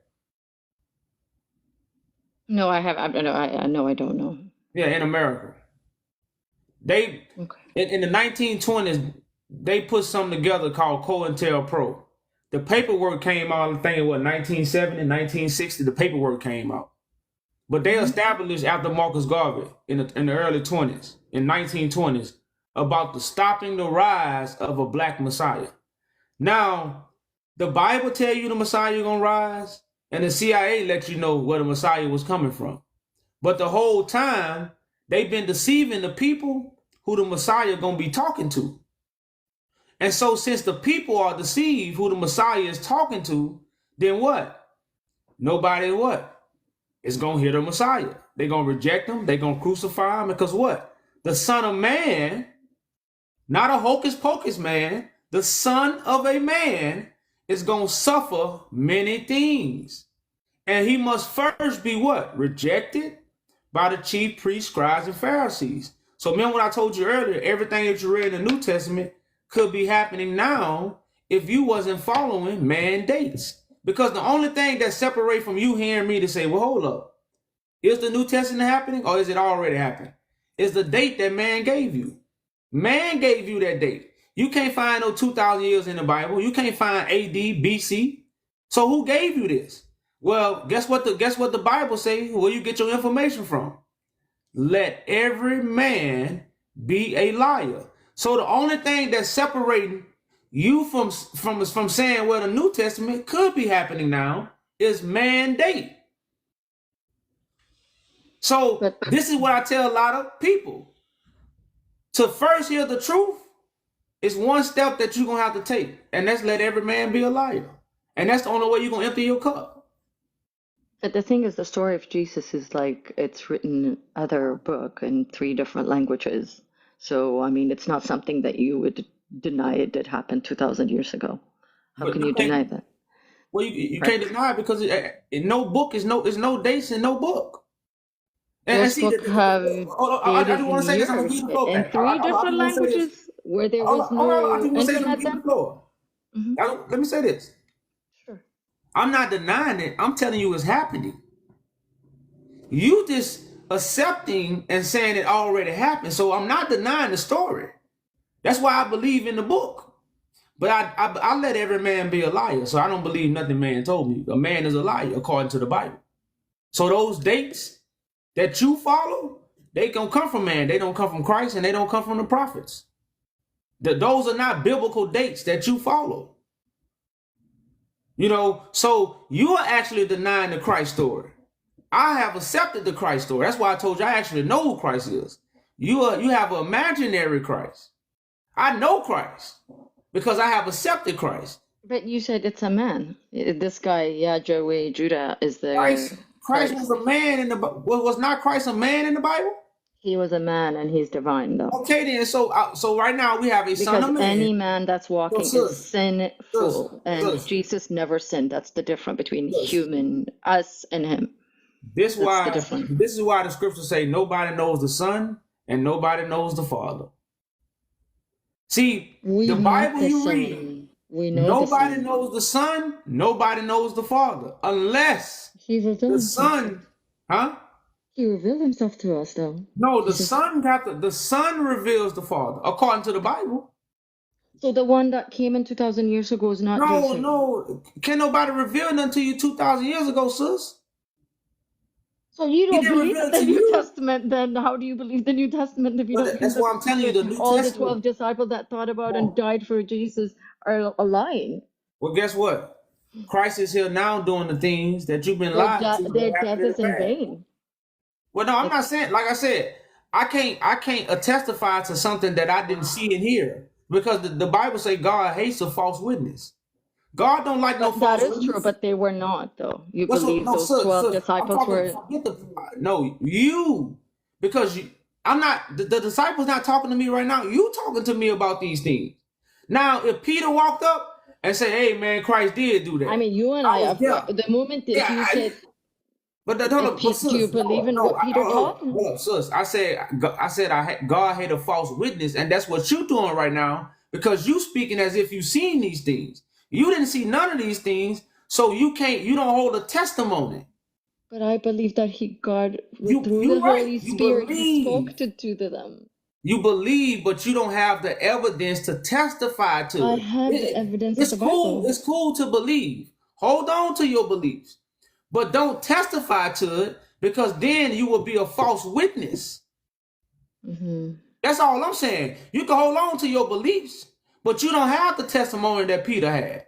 You don't have the testimony of the disciples, because you're not an eyewitness. This is what makes. But you know what Jesus said, though? Those who believe, who didn't see, are more blessed than the one who see. Believe, but that don't. He still don't say testify. He don't say testify. 100% go and testify. That's why I say, sis, hold on to your beliefs. Hold on to your beliefs. That's cool. He never said to go and preach the word. No, Christ didn't tell nobody in 2025, 2024 to go preach the word. Christ told that to his disciples. So right now, the Son of Man... we're supposed to follow their step, though. Who else can continue to the next generation? In the last days, the Son of Man going to send his angels out. In the last days, the Son of Man going to send his angels out to gather the people. Those who believe. But if we stop today teaching, then those people who don't know Christ will be lost permanently. No, the reason that Christ is not here today, the Messiah is not here, is because the word has not been preached all over earth. That's why.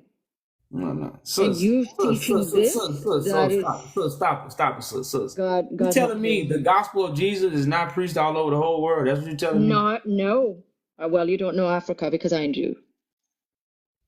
No, it has not. Okay. No, there's a lot of preaching needed. But I have to ask, I didn't finish about that. Oh, just 1 second. About Ethiopia you were talking about. So you don't believe in that we're being colonized. You just believe in this mentally that by other countries. Oh, and in the Bible that is taught. Oh, also I wanted to say, you know that the Ethiopia is in the Bible in Act, right? That the first Christian person that believed was in Ethiopia in the Bible way before Acts. Well, there were Jewish people in Ethiopia, of course. They were Jewish people. Yes, they were Jewish people in Ethiopia. Who was the Jewish people in Ethiopia? In the place called Gondar, they were there. Actually, they spoke their language and they So I'm did saying, this exact the same thing, what kind of Jewish people? the same as the Israeli, the So you telling me? Israelites. So you telling me that what they was But the black reason Jewish that people? guy, you know, Hold on, hold on, the hold on, hold on. So you saying there was black Jewish people in Ethiopia, or there was what? Light yes, they were. skinned Jewish people? Pardon? There was light skinned Jewish people in Ethiopia, No, they were black. No, or there was black. So the original Jews are black. no, they believed. They believe in the Israelite. I mean, I guess the Abraham, Where does the Bible come from? the Bible. I mean, the Old Testament is from. It's Hebrew. It's written in Hebrew. Where does it come from? Israel? So the original Bible don't come from Ethiopia? No, it doesn't. No. Where does the oldest Bible come from? Israel? They're the owner. The oldest Bible come from Ethiopia. No, it's not. You don't have a proof of that. No. Ethiopia didn't have a Bible. The whole world, the whole world know this. No, they don't. It's a lie. I know that It's a lie lie? was spreading. It is a lie. So when Ethiopians come up here and say they got the oldest Bible and the original text come from them, they lying? Or they Ask them come to from? ask them to I prove. want to ask you this. I want to ask. Does the information come from the colonizers? Because a lot of Ethiopians vouch for that. A lot of Ethiopians say, yeah, the Bible come from Ethiopia. That's everybody know this. Even when you think of it, but the story is about Hebrew. Israelite. So how would that be Ethiopia? Why would Ethiopia would write that? Because the Bible say children of Israel. They were pagan when the Bible say children of Israel, are you not like the Ethiopians unto me? Have you ever read that verse? Ethiopia was an enemy actually for Israel, right? They were at war multiple times with them. Israel was created in 1948. So Israel is a people. No, I'm talking about the Jacob ancestor. I'm not talking about the one that left and came back. I'm talking about Jacob ancestors. The only royal priest of the world only comes from Ethiopia. It's no royal priesthood. Like the Bible talk about a royal priesthood. What? Royal priest? Yeah, the Bible talk about a royal priesthood of holy nation.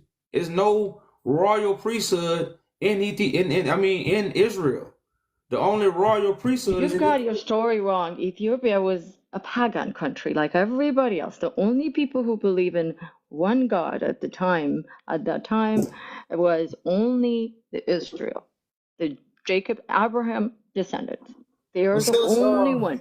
The rest of people believe in no. I'm sorry to tell you, I know a lot about Ethiopia, and no, that's not true. Okay.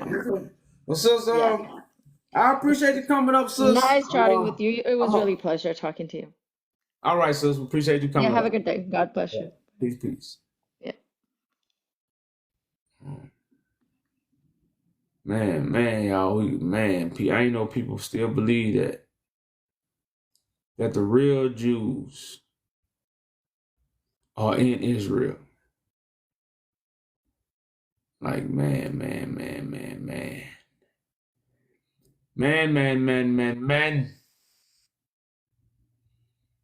Come on. Yeah. I've been keeping up. Can you hear me, host? Yeah, what's up? You say you been keeping up? I've been keeping up with your live shows, man. I feel like, yeah, man. Everyone knows that Ethiopia was colonized. We all know that. We all know that not only it was colonized, that the British made Abyssinia into Imperial Ethiopia in 1930, Charterhouse, United Kingdom. Okay, that Ethiopia as a state, it was made by Great Britain. Okay, formerly Ethiopia was known under Menelik II. When the British came to the Horn of Africa, they established Ethiopia in 1892. Then you had Imperial Ethiopia that was established in 1930 by Haile Selassie. That's just history in the 19th century. Also, Ethiopia was subject of the Adel Empire, which is a Muslim empire in the Horn of Africa in the 15th century. You know, they were subjects of that. empire as well.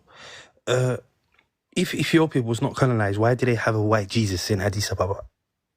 Why is there a white Jesus? Because I believe a white Jesus in Africa means colonization. Who told him that Jesus was white? Me, I might not worship Jesus, but I see Jesus as a Yeshua, as a Messiah, someone that was Asmer, someone that was brown and melanated. I don't see him as someone that was European or Caucasus. So, me, my family being from Ethiopia, I don't really call myself Ethiopian.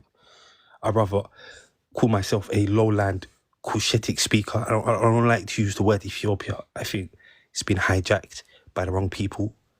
We need the real Ethiopians back. Because these Ethiopians are a bunch of, bunch of people that believe they are the kings of kings. They are not the kings of kings. They are subjects of colonies, fed with the wrong history. We need the real Ethiopians back. We need the real history back.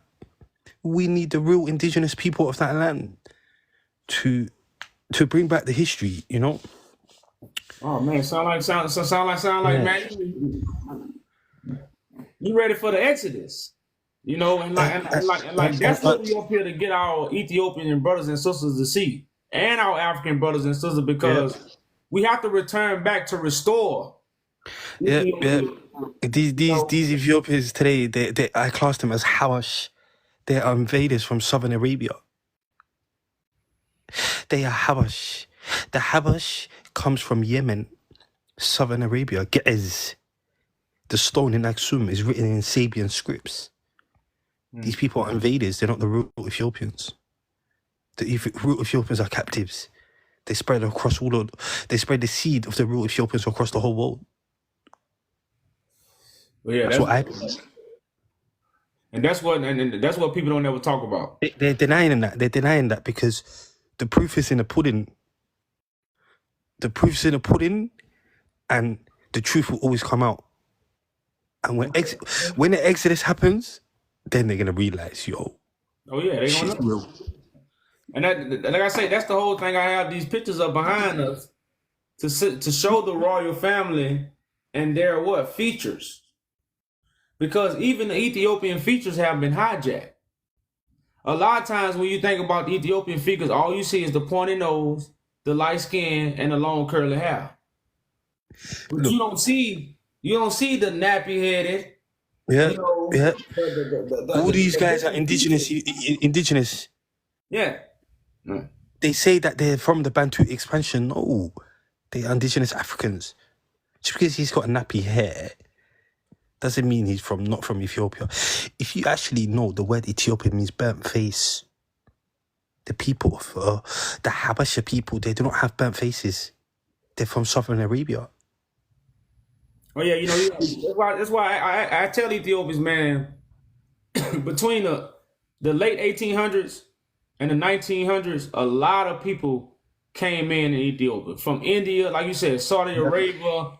Man, a lot of people came into Ethiopia, and a lot of people left Ethiopia. Like you said, they scattered the seed of the royal lineage all over the world, and they know what they did. But the Ethiopians don't know this history, and like you said, because a lot of them are not originally from there. Because I'm a lowland. I'm a lowland Kushite. Okay, I call myself a Puntite. I don't call myself Ethiopian. I'm actually from the land of Punt, right? The land of Punt. We're lowlanders. We're Cushitic speakers. We know who's indigenous. We've been there since thousands of years. If you go to the Christian Bible, Book of Genesis, Table of Nations, I'm from the land of Havilah. I'm an Avilite. I'm a Puntite. So I know who's indigenous Ethiopian. These people that say they're Ethiopians, they are Habash. You know what Habash means? It means mixed. What are they mixed with? They're mixed with people from southern Arabia, which is modern day Yemen, into the lowland. They mixed with the indigenous people. Just because you have a nappy hair doesn't mean you're not Ethiopian. Yes, there are people with nappy hair that are Ethiopians, yes. Well, man, I tell you, like I told the last brother, man, my brothers and sisters who understand this, man, we got the website, we got the movement, And like I said, we're looking for our brothers and sisters to reconnect us, you know, to unify with us, you know, to really get us back in our land, to restore our land, so we can restore peace to our land. Africa. I'm from Harar. I'm from Harar. I'm from modern day Eastern Ethiopia, what you call Harar. Okay, like I say, but are you right now? Are you in America? No. I live in Europe. Okay, I you live in in France. Okay, that's what I'm saying. Like, you know, we But gotta. I had to do my own independent research to understand the concept of Ethiopia and who's the real Ethiopian and who are the true indigenous people of the Bibles. I might not believe in the Bible, but they are people that were called Ethiopians that were indigenous to that part of Africa, that were called burnt face by the Greeks. The people today do not have a burnt face. They hijacked the name. They hijack the identity, and they are denying the truth. The proof is in the pudding. You look more Ethiopian than the ones today. And that's all I have to say. Thank you. All right, brother. Appreciate you coming up, man. Salute to you. And like I say, man, we up here with a solution, my brothers and sisters. I don't want people just to think we up here and we don't have a solution about the issues that we are talking about. And our solution is on this website. So we have a solution. You know, we're not up here just to point out the problems all day. We have a solution to move forward. Like I say, to fight these issues. And like I say, this Bible prophecy. So like I said, like everything we doing, we got scriptures to back it up. That's why don't nobody want to give us no interviews. Because just think about if you interviewing somebody and they show you the plan and you realize, damn, you know, I need to be a part of this plan. But the thing about this plan, this is not the plan that the world is used to. You know, this is God's plan. The world haven't been introduced to God's plan. We've been introduced to what? To fear. So now God's plan is being introduced, which is the alien task. That's why it says be of the world. I mean, we in the world, but we're not of the world. You got to be called out of the world. So what you got to become? An alien. So what? The UFO is back. I know we unidentified. That's why we keep showing up. We keep showing up. And guess what we're going to do? We're going to rapture those up who need to be raptured up. You know, we're going to rapture those up who need to be raptured up.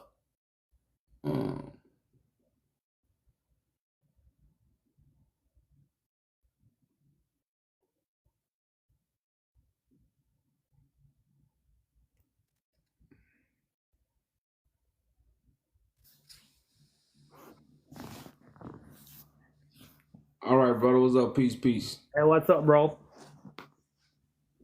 What you got for me? Okay, so I got a little history where, as to say that, right? The colonizer, right? Because if we want answers to stuff and we say Google is also colonized, right? Yeah, like I said, everything is colonized. You got to know, you know, what you're looking at and how to look at it, because at the same time, there's no lie without the truth. So even when they're lying to you, if you have the understanding, you can get the truth, because again, there's no lie without the truth. But you got to have the understanding. That's the separation. Okay, because so Ethiopia, right? So how I learn about Ethiopia. Ethiopia is, I think, the only African country that give up their country without, as in conquered, to England or the Pope. Why I say that is all the rest of Africa go through turmoil as to fight and to be conquered, but Ethiopia, who Selassie, you know, went to England and all that. So what they did was to give up Ethiopia. That means you don't have to go through the conquering, as in to fight that long war. See, but this is my real question to you, right? If you say that the kingdom or the throne of David is in Ethiopia, and you have to restore it in Ethiopia. Where was the throne of that queen that go to Solomon, Sheba? Where was Sheba throne? And that's a parable of Mary, the same thing as Mary and Joseph. So Sheba represented the wisdom that was going to give birth to God gift, which is Menelik. That's what Menelik represents, like God gift, God wisdom.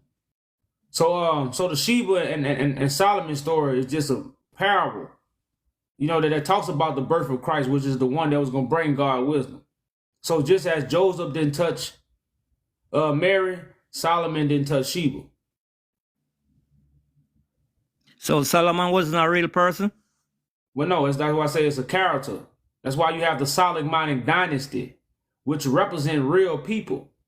So that's why you have biblical characters that connect to real people, but the biblical characters are allegory. So David was allegory too then?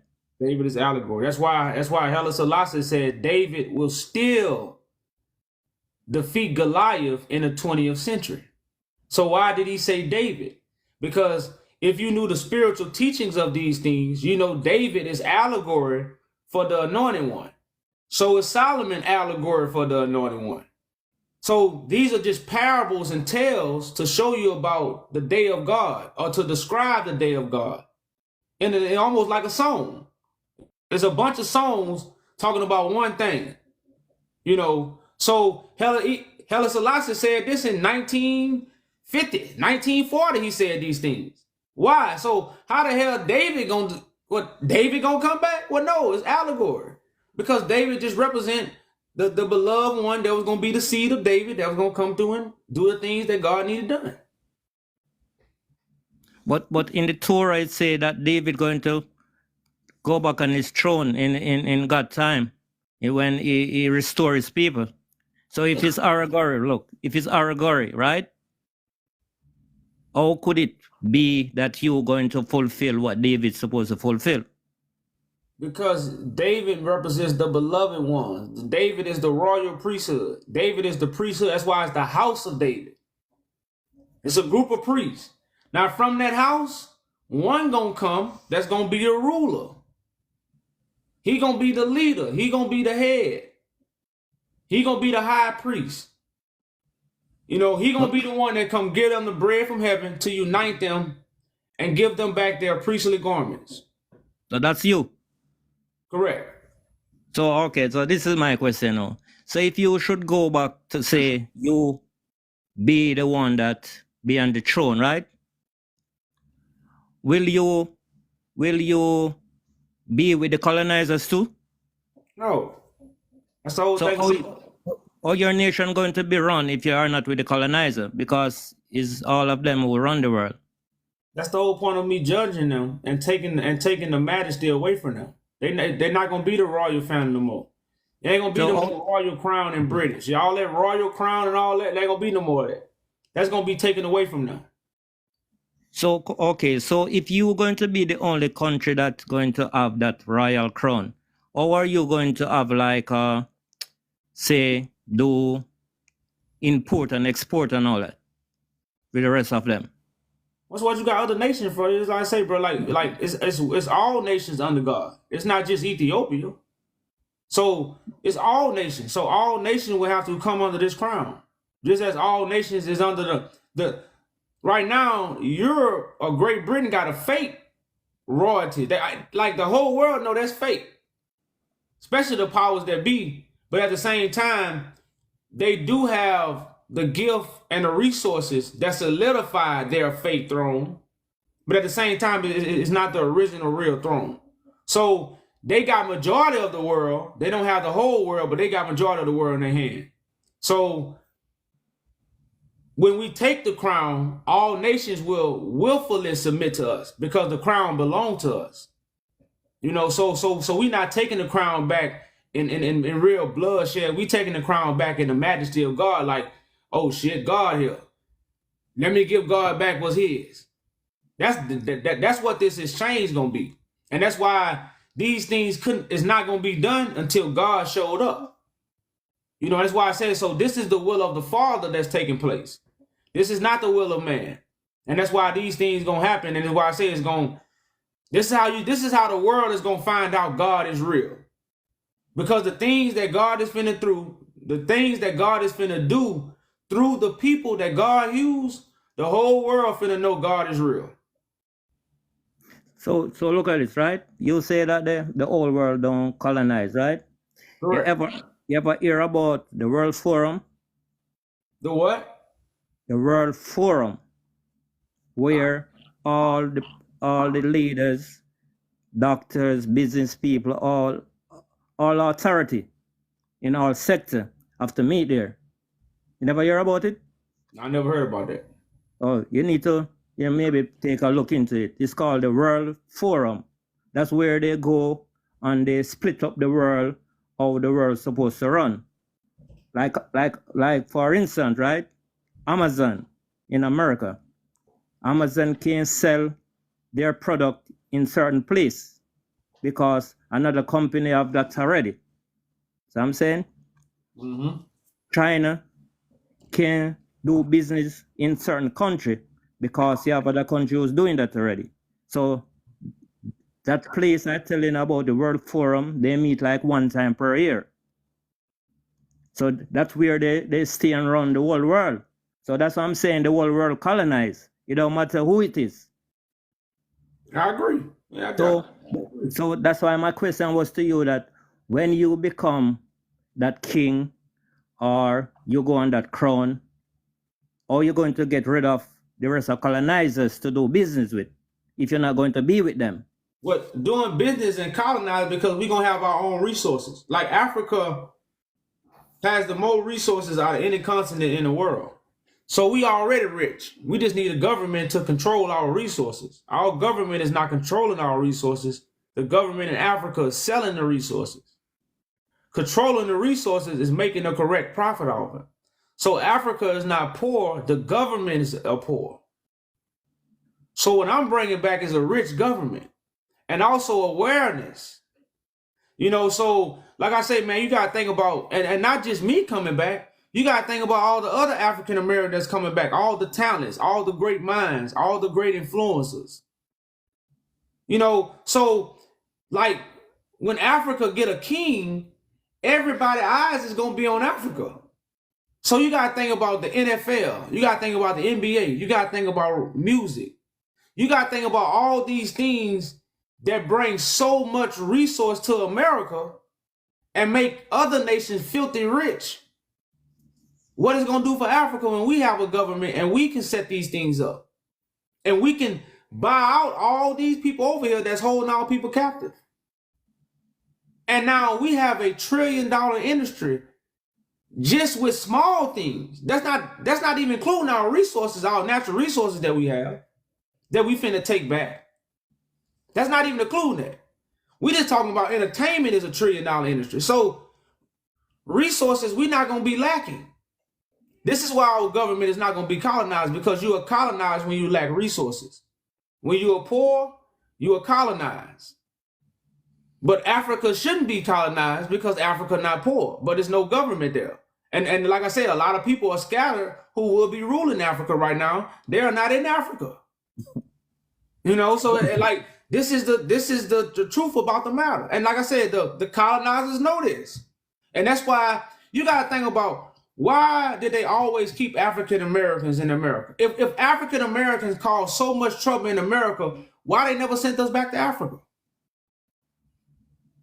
So look at this, right? It's all right. So I would answer that question by say the Egypt, like the Moses story, right? Where the people, as in the Israelites in Egypt, never want to leave Egypt. Mm-hmm. You know, they cause that they want to stay in Egypt. They want to go back to Egypt. So I would say it's the same thing in America. The most I maybe would have to make the president, like what they say Trump coming to do, expel them. Well, right? well, you gotta understand, Pharaoh put hard labor upon the people in Egypt, so they couldn't leave. You see what I'm saying? Like America right now, like if a lot of people can leave America, like a lot of us can't leave America right now. We don't have no money, we ain't got no passports, and we don't have no stability. Like you might see Americans over here riding clean in houses, but most of us got bills. Like most of us just can't leave America and go stay somewhere for 3 months. We'll lose our house, we'll lose our cars, and shit, most of us will lose our woman. So, like, the facade of the American dream is a lie. Now, you got a few people established where they could, ain't too many black Americans that can leave right now and go stay somewhere for 3 months and all their bills taken care of. Hell no. I don't care how big their house is. I don't care how nice their car is. They can't do these things. You see what I'm saying? So, like I say, man, like these are the things that we don't really see. So most African Americans can't even go out and experience another country. They don't have the resources. So they stuck in America. Man, we stuck in America like so, but Pharaoh has made it this way. And then Pharaoh has put hard bondage on us. A lot of us got to work. A lot of people work 10, 12-hour shifts when they go to work. Like people don't work for 6 and 8 hours no more. Man, people work 10 and 12-hour shifts to pay for their bills, to so-called have money in their pocket. So, like right now, man, like you said, it's just like Egypt at the time when the Israelites was in there, but that same oppression that Pharaoh turned up, so the Israelites won't leave. And that's kind of what America have did. That's why you have inflation. You got rent sky high. All this is so we can continually stay busy and never focus on getting out. And that's what we can't do. Because, all right, if we talk about like thinking about you doing sacrifice, right? So personally, if you say you don't have no money and you want to, because I think they say that Africa is calling the African American to come back home, or to, they will, help you if you come to Africa. So I'm saying, if that is the case, why African American don't want to sacrifice? Give it up, go see what it is. Well, you gotta say, man, like a lot of people have been sucked in and they got comfortable. Like if you got, like say you got a couple thousand in the bank, you got a house, you buying your kids what they want, and you got a good job. We look at that as security because they tell us we only coming from slavery. See, they don't tell us about the royalty we come from. They don't tell us we can own states and seas and oceans. They don't tell us none of this. All they can tell us, we can get money. Life is way bigger than getting money.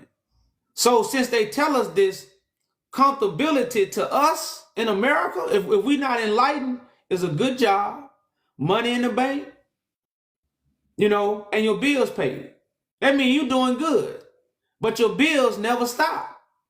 So if you ever get hurt, if you ever get sick, since your bills never stop, everything you comfortable having, you might lose. Or if you simply lose your job. And so we go through these stages to where by the time you get 40 and 50, you're not fighting to go to Africa no more. The fight is gone. So you settle for what America has to offer. And that's work, a paycheck, and what? Bills. And if you work, you can pay your bills. But they'll never stop. So you'll never stop working. And we find comfort in that. Because like I say, we get the party, you might be able to get your girlfriend, or you might be able to get you a few women because you working. So it kind of balances out after a while. Like I say, man, it's just something you get used to. So it ain't that hard to come out of America. Because you have to be, and a lot of people are born into this. A lot of us are born into a cycle. We're not born into parents teaching us, instructing us to get out of America. We are born into a parent that's teaching us to stay in America and find out how to make it in America. Our parents don't teach us how to get out of America. They teach us how to survive in America. And since we are taught that, that's all we know. So our life is about survival. It's not about getting out. So you ever read about Marcus Garvey? Well, yeah, I know all about Marcus Garvey. Actually, my movement is the closest to Marcus Garvey than any other movement that has ever been since Marcus Garvey. The movement I have right now is the closest to Marcus Garvey as any other movement ever been since Marcus Garvey, and that was in the 1920s. So yeah, I know a lot about Marcus Garvey. Because this is what I'm going to say why I bring up Marcus Garvey, right? Like Martin Luther, who teach about, come together. But Marcus Garvey was the one who teach about, separate, go back to Africa. And, I think he was like making ships and all that to take people back to Africa. Correct. So are you doing the same, like going to make ship to take people back to Africa too? Well, I'm not gonna really make ships. Either I'm gonna get them sun, or we going home on planes. But yeah, like those things will be provided by our government. The government that we setting up will provide citizenship, jobs and travel to get back home. So that's the whole thing about us setting up this government, so we can provide these resources. Okay, that's what we will provide. So I have two more questions before I go, right? All right, this is one where, that 99% of African is, when it comes to Ethiopia, they don't want to have nothing to do with Ethiopian. They are like, see Ethiopian as the enemy, as who come and conquer them, who allow the European to use them to be conquered, right? Mm-hmm. So this is the question I'm going to ask you.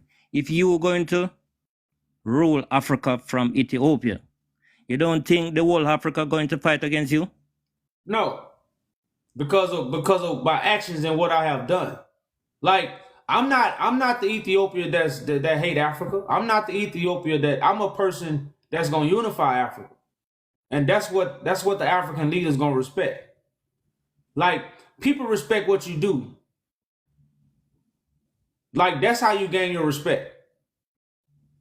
So the things that's gonna be done is the African leaders gonna get in line with the things that's really gonna provide peace, resources, and things they need. So I'm not coming there to strip Africa. I'm coming there to support and help.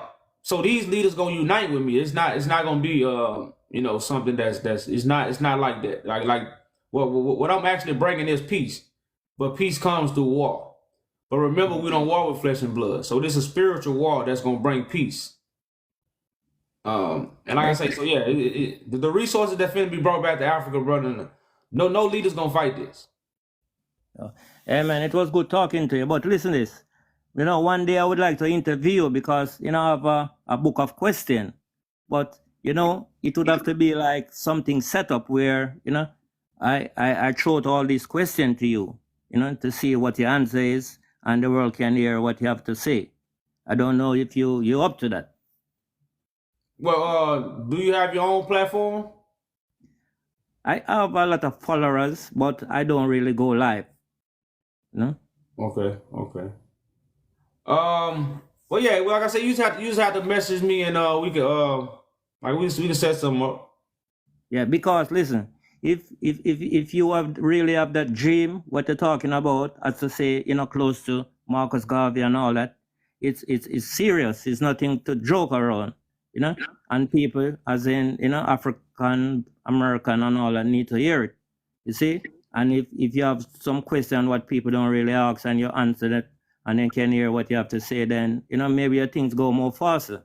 That's how the most I work, Respect. Yeah, respect is why I say, send me a message and we can see what we can do. Yeah, that's respect. Like I said, that's how And that's what we on here for. You know, for people to ask these questions so we can get the right answer so people can really see what we're about.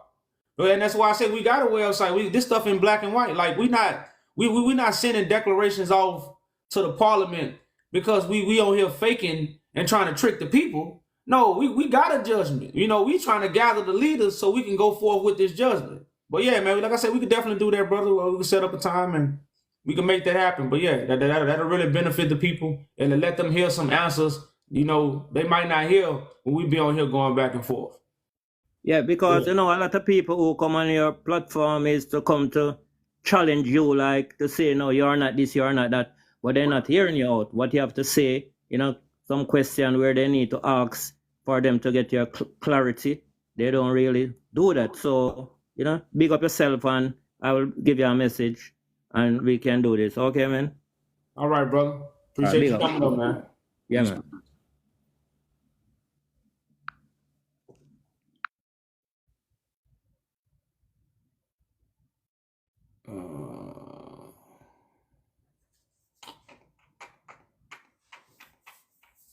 We got a Messiah in the house. Y'all want me to let the Messiah up, y'all? I don't know if I mean, because this brother been here for a while, and then after him, I'll let the Messiah up.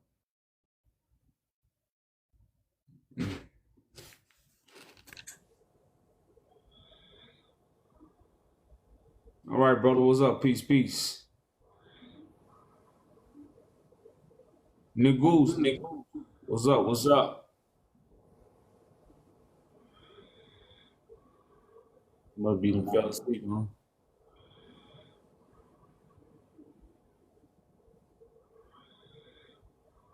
You fell asleep.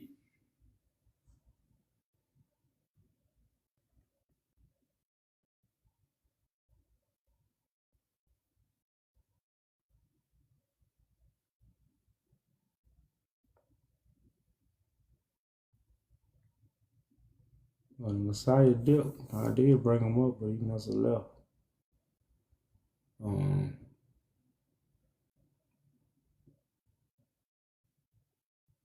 I tried to bring him up, but he left. City Tucker.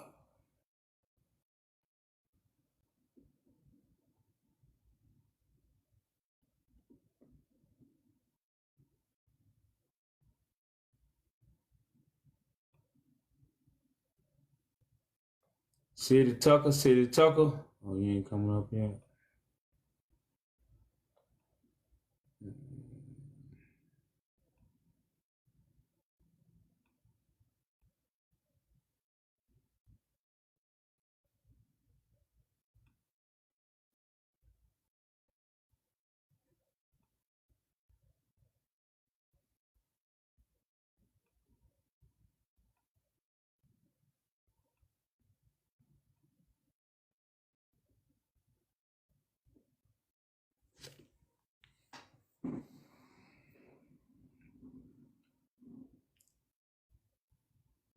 Everybody left, huh?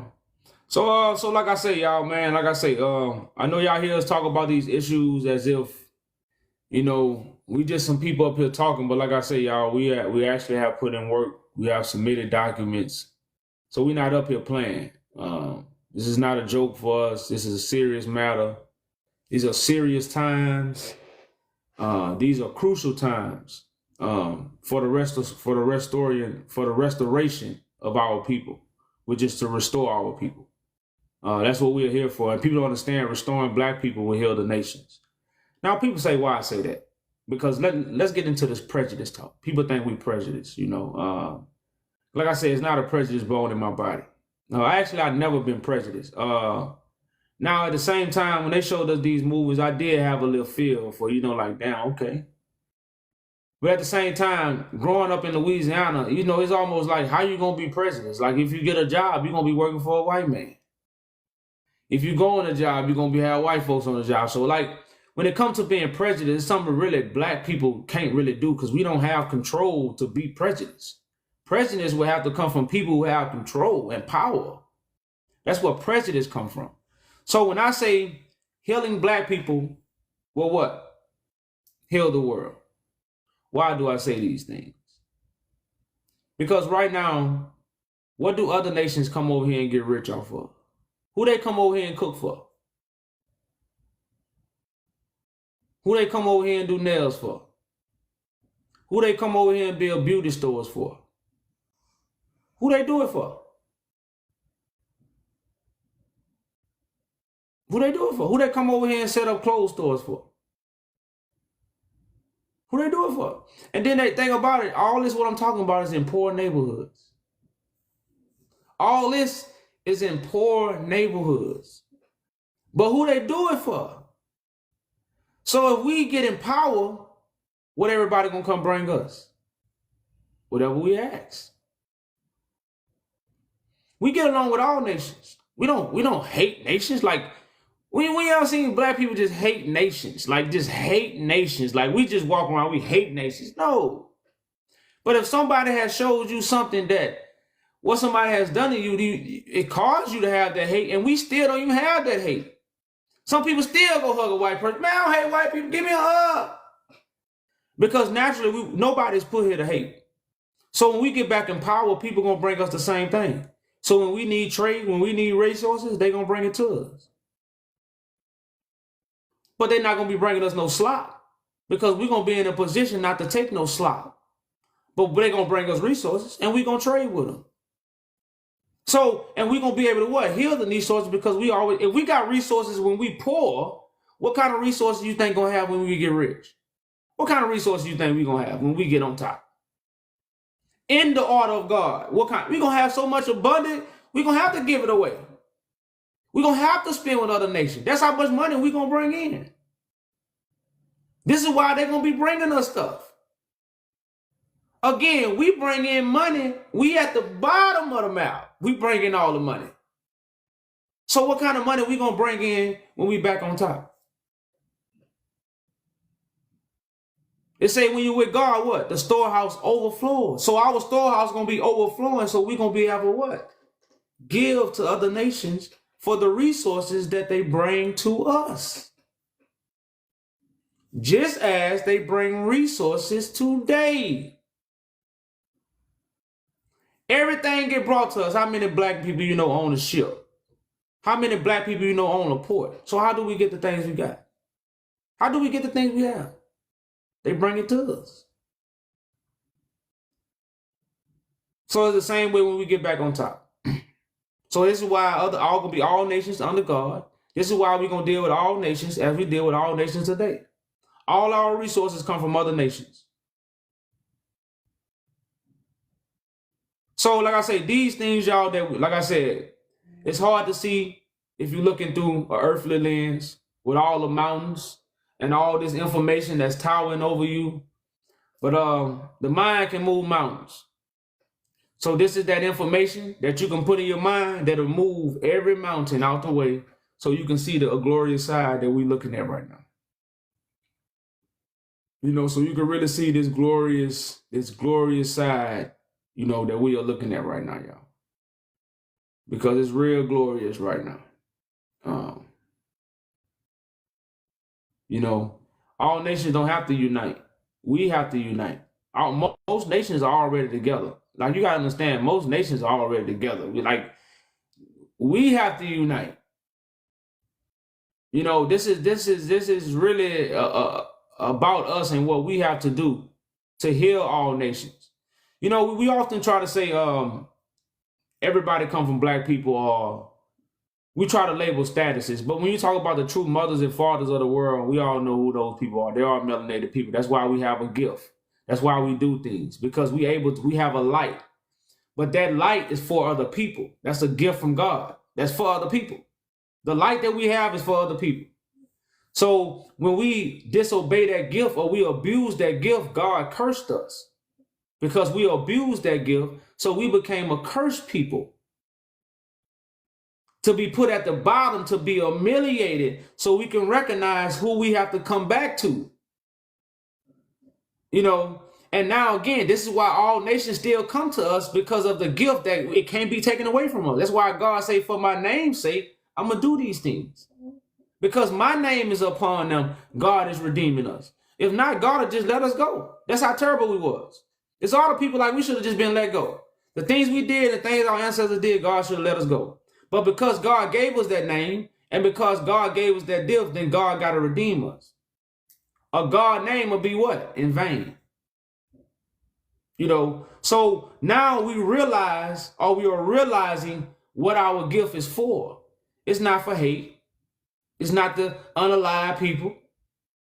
It's simply to bring light to the world, to what? Be keepers of God garden, which is the world. The world is God garden. We supposed to plant seeds.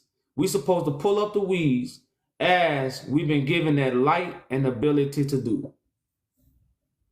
We don't supposed to create weeds. That's not our job.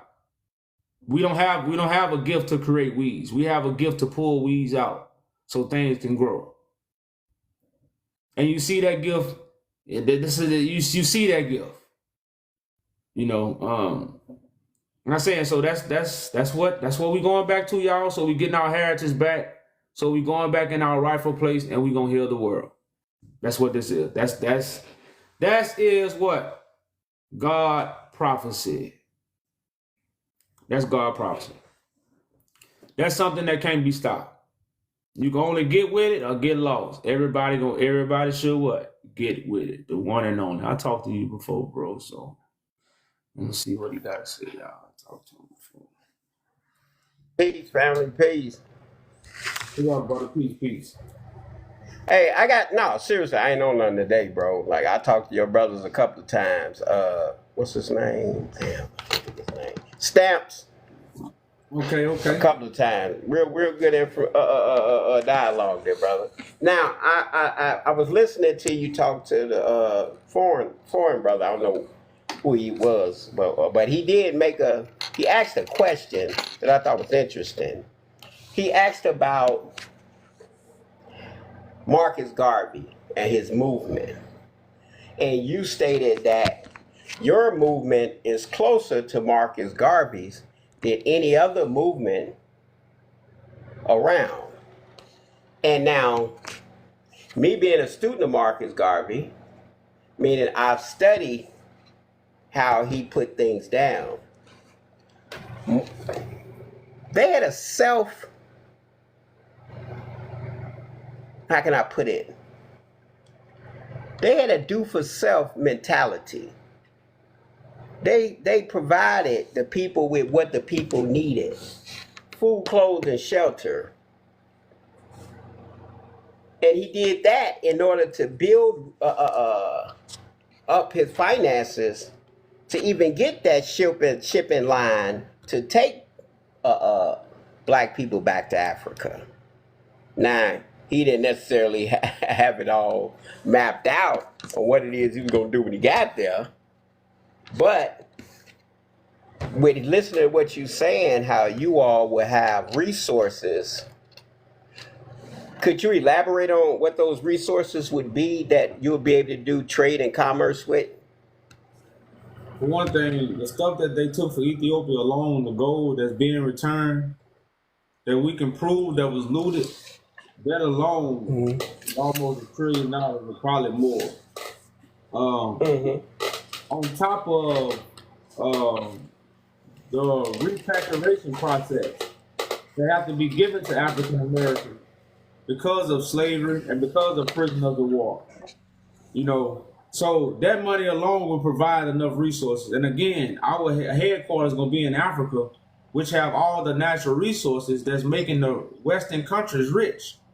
Chocolate, coffee, the gold, silver, diamonds. Yeah, all this is in Africa, and Africa is not benefiting off of it.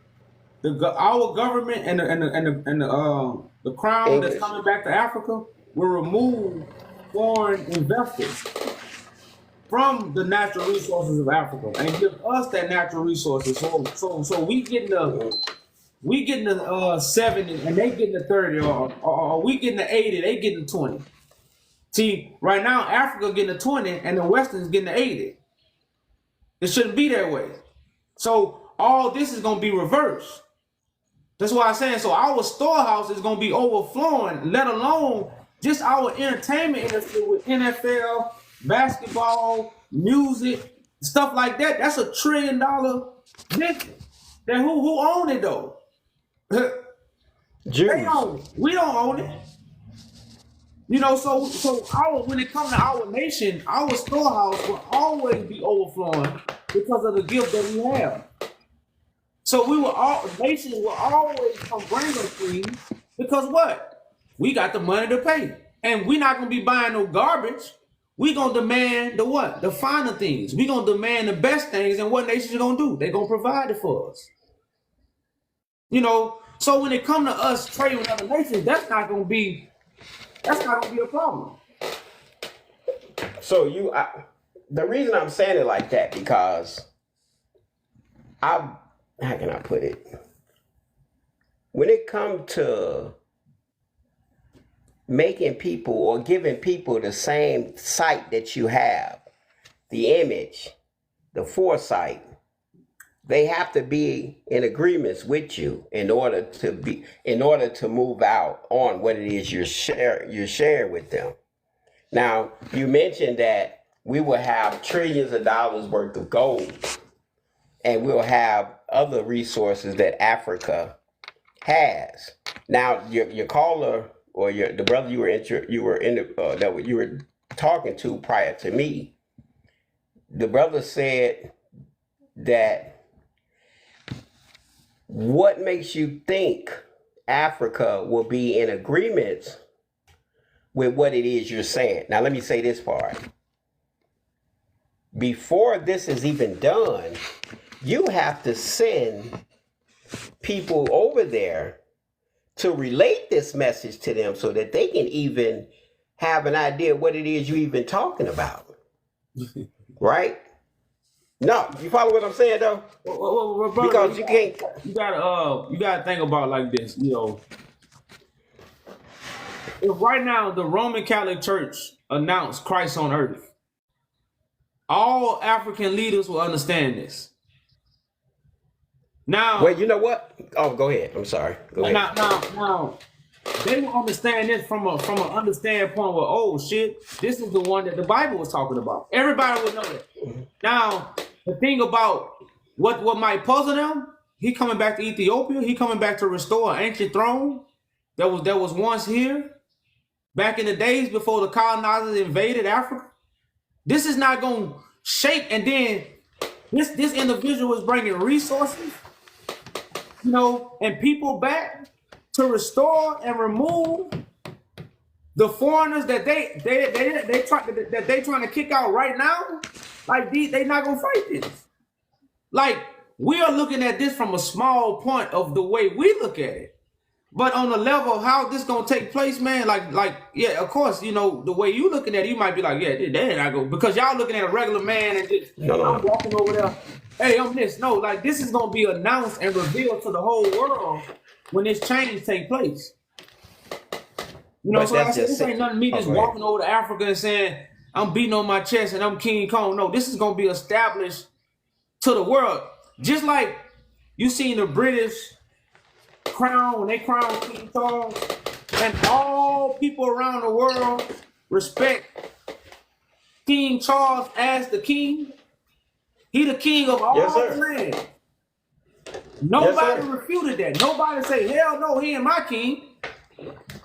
You see what I'm saying? Because it was in front of the whole world. Nobody said nothing. Nobody went against it. They crowned him in front of the whole world. That's just how it's going to happen with Christ. The same way it's going to happen.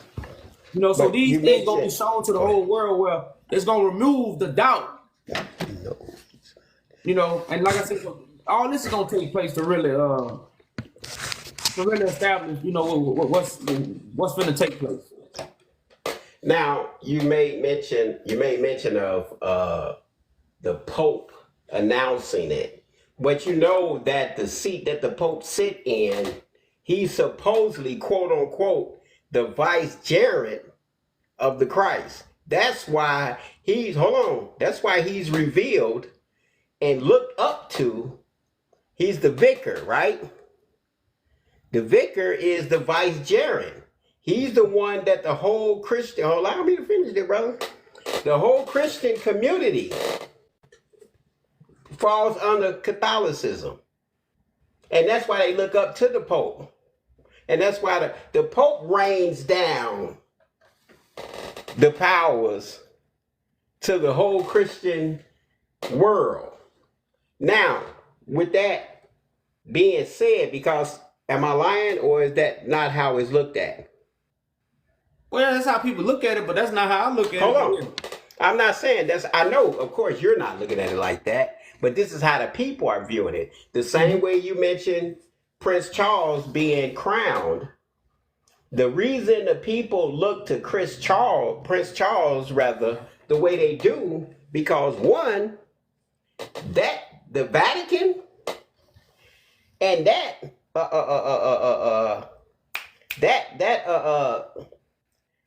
the Great Britain, they all working together. Right. And not to mention at this present moment, Great Britain and Europe is the ones that put Africa in the position that it's in. Meaning they the ones that took the resources. They monopolized on the resources, and they're the ones they've taken it, they made those resources into money or currency, and they're the ones using it and passing that currency back out to the as they would say, the lesser people. So that's why I said, like, if you notice, like in the news today, or in the news for the past few days, they were talking about how Russia told France to get up out of Africa. You know why Russia was able to tell France that? And Russia gonna stand on it if France don't get up out of there? Because Russia showed Africa their power and their ability to do for them, like you're just saying, literally like you just said, to give Africa the lion's share. Well, yeah, that's the same thing the throne of David gonna do for Africa. That's why the Africans. But that's exactly. But you're coming. The reason I'm saying it like I'm saying, because I like to look at things from a tangible point of view. I understand you're coming from a more spiritual point of view. Well, both. Well, actually, both though. I'm coming from a spiritual point of view. This is why I have the understanding to manifest it in the future. But I get what you're saying, but I just ain't coming from a spiritual. I'm coming from a real tangible. Because Russia said they stand with a black messiah. So the same resources Russia giving to Africa, they gonna give to the black messiah. So like that's what we don't understand. Well, actually, that wasn't. This is what people got that part they misunderstood that part about Russia showing the pictures and the paintings of the black messiah and his mother Mary. That was actually the Vatican. Those paintings are housed in the Vatican. They have those paintings. No. Russia got their own collection. Oh, they got their own collections too, which they, of course. Okay. Well, yeah, because you got to understand, Queen Victoria, when the paintings were stolen, her grandson went to Rome. One went to Russia, one went to Germany, and one went to Italy, I think. And they all had these collections. Like, these were valuable collections taken from Ethiopia. These are Ethiopian paintings. But you got to understand, when her grandson split, these were people who had those treasures. And they took them to their countries that they went ruined. These are original Ethiopian paintings that's original in Russia. Like, they have Vatican, there's some in the Vatican, but those are original ones in Russia also. Okay, now I'm just gonna say from what I've known from researching, I've literally seen the ones that were in the Vatican. I noticed people on TikTok and Facebook were showing the same. Now these are the same images of the Vatican, but they were saying Russia, and I'm like, that's not even Russia where these paintings are. Even that room wasn't even Russia. So I ain't under that kind of made me like, okay, I see what's going on. But even with that said, okay, this is another point I just wanted to come across with. I noticed, like, when I talked to what's the brother name again, Stamps, I was sharing with him the other day. I believe it was yesterday. It was yesterday, if I'm not mistaken. And I was sharing with him. I said, "Well, brother, you know, a lot of people, when they see or hear you all talk your talk, right, or talk the talk that you're talking, most people are from the show me state. Most people from Missouri, they want to see." You understand what I'm saying? Like, you can't tell me, a guy can't tell me he's a millionaire and he ain't showing me how he making these millions. You know, I'm not saying that's you, but allow me to. But you gotta look at it like this. This is a calling for the leaders to do something. This is not. We're not doing no tricks. Like, I didn't say you are. I'm saying, hold on, you gotta look like this. Even though I'm Christ, I'm not standing up saying I'm gonna snap my fingers and this gonna get done. I'm not saying that. Okay, but that's why I say many people are called, but how many are chosen? That's a fact. But here's the thing. Okay, I'm not saying hold on. I'm not talking hocus pocus. I get what you're saying because I know where you finna go. We can't show nobody nothing because we calling leaders. So we're not up here to show nobody nothing. We're not up here to teach you nothing. We up here to show you the way, which is the enlightenment, to help you see the narrow path. And if you a soldier, you say, "Hey, bro, that's where you finna go. I'm finna go that way too, because I heard it was the way." I can see like now you see what I'm saying. But if you don't see what I'm saying, we gonna show you. Sit back and watch. Just don't get in our way. Right, but that's the point, bro. I'm not in your way. I'm not speaking of you. I'm speaking of our people. No. Like, if you don't believe what we're saying, don't block us. Just sit back and watch. But see, when you block us, now you acting like what? The police. Because if you're not the police, don't block us, because we ain't doing no crime. See, that's what we coming at with our people, because we're not up here telling you we just finna show you somewhere you just finna see right now. We're telling you we're gathering leaders to judge the Roman Catholic Church and set up our government. We will show you our government, so that's what you sit back and watch. You sit back and watch. But like I said, when you start trying to block us, now you become an agent. I'm not speaking directly to you. No, I know you're not talking about right.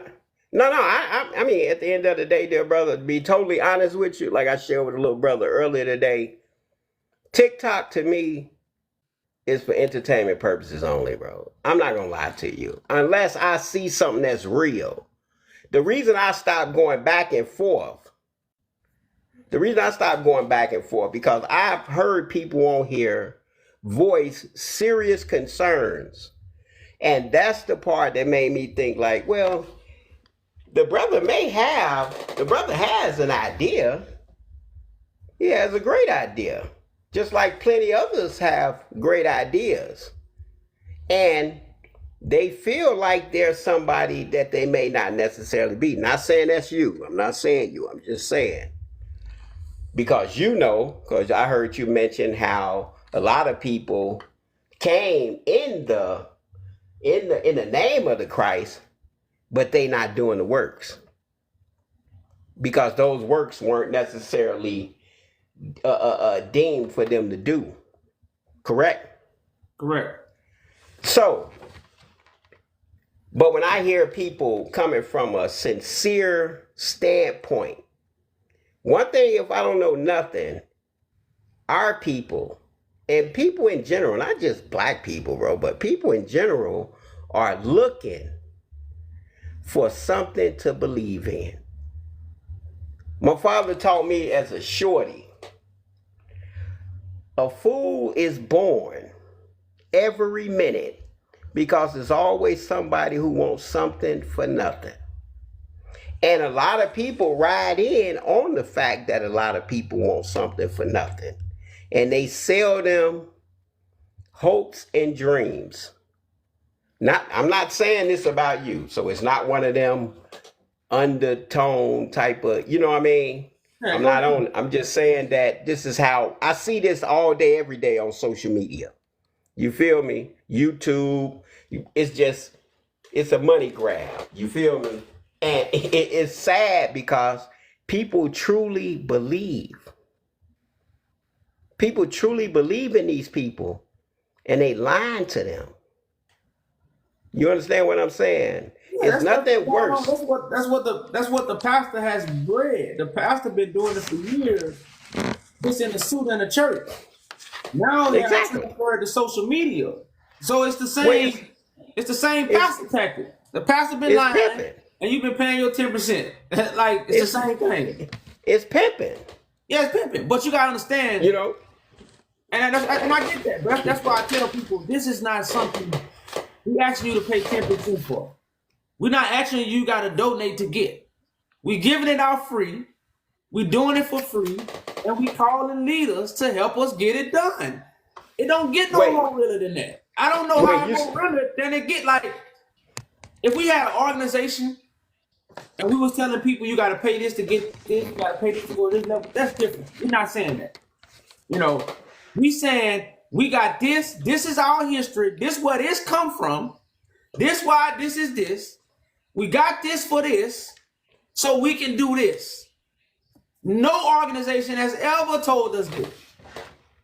Every But at the end of the organization day, that's flipping you, they have no plan, they have no plot, and they have no strategy. They selling you a dream.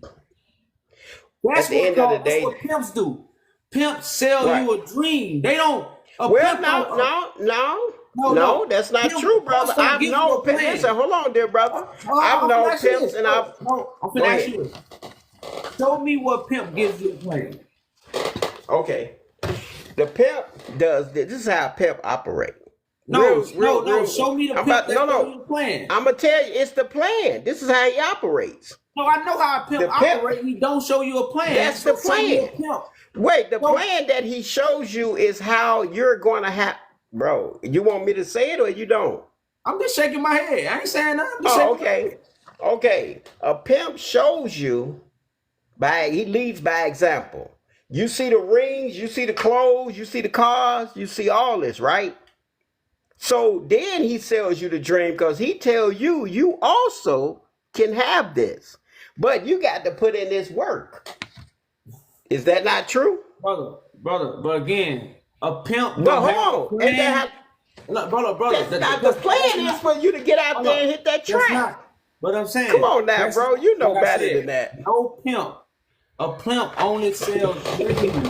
A pimp does not give a plan, a plot, a strategy, a reason why, how. Like the pimp don't give you that. The pimp just sell you Dear a brother. dream and put you to work. So Exactly, dear brother, the game sells the game. Hold on, bro. Go ahead. These people behind me, this is real people. Pimps don't bring. What? Hold on. Pimps does not bring a purpose to why you working. You working for the false dream to get what you will never get. This ain't a dream up here, bro. This is real life. Like this is not a dream. This is real life. This is real history. Hold on, stop.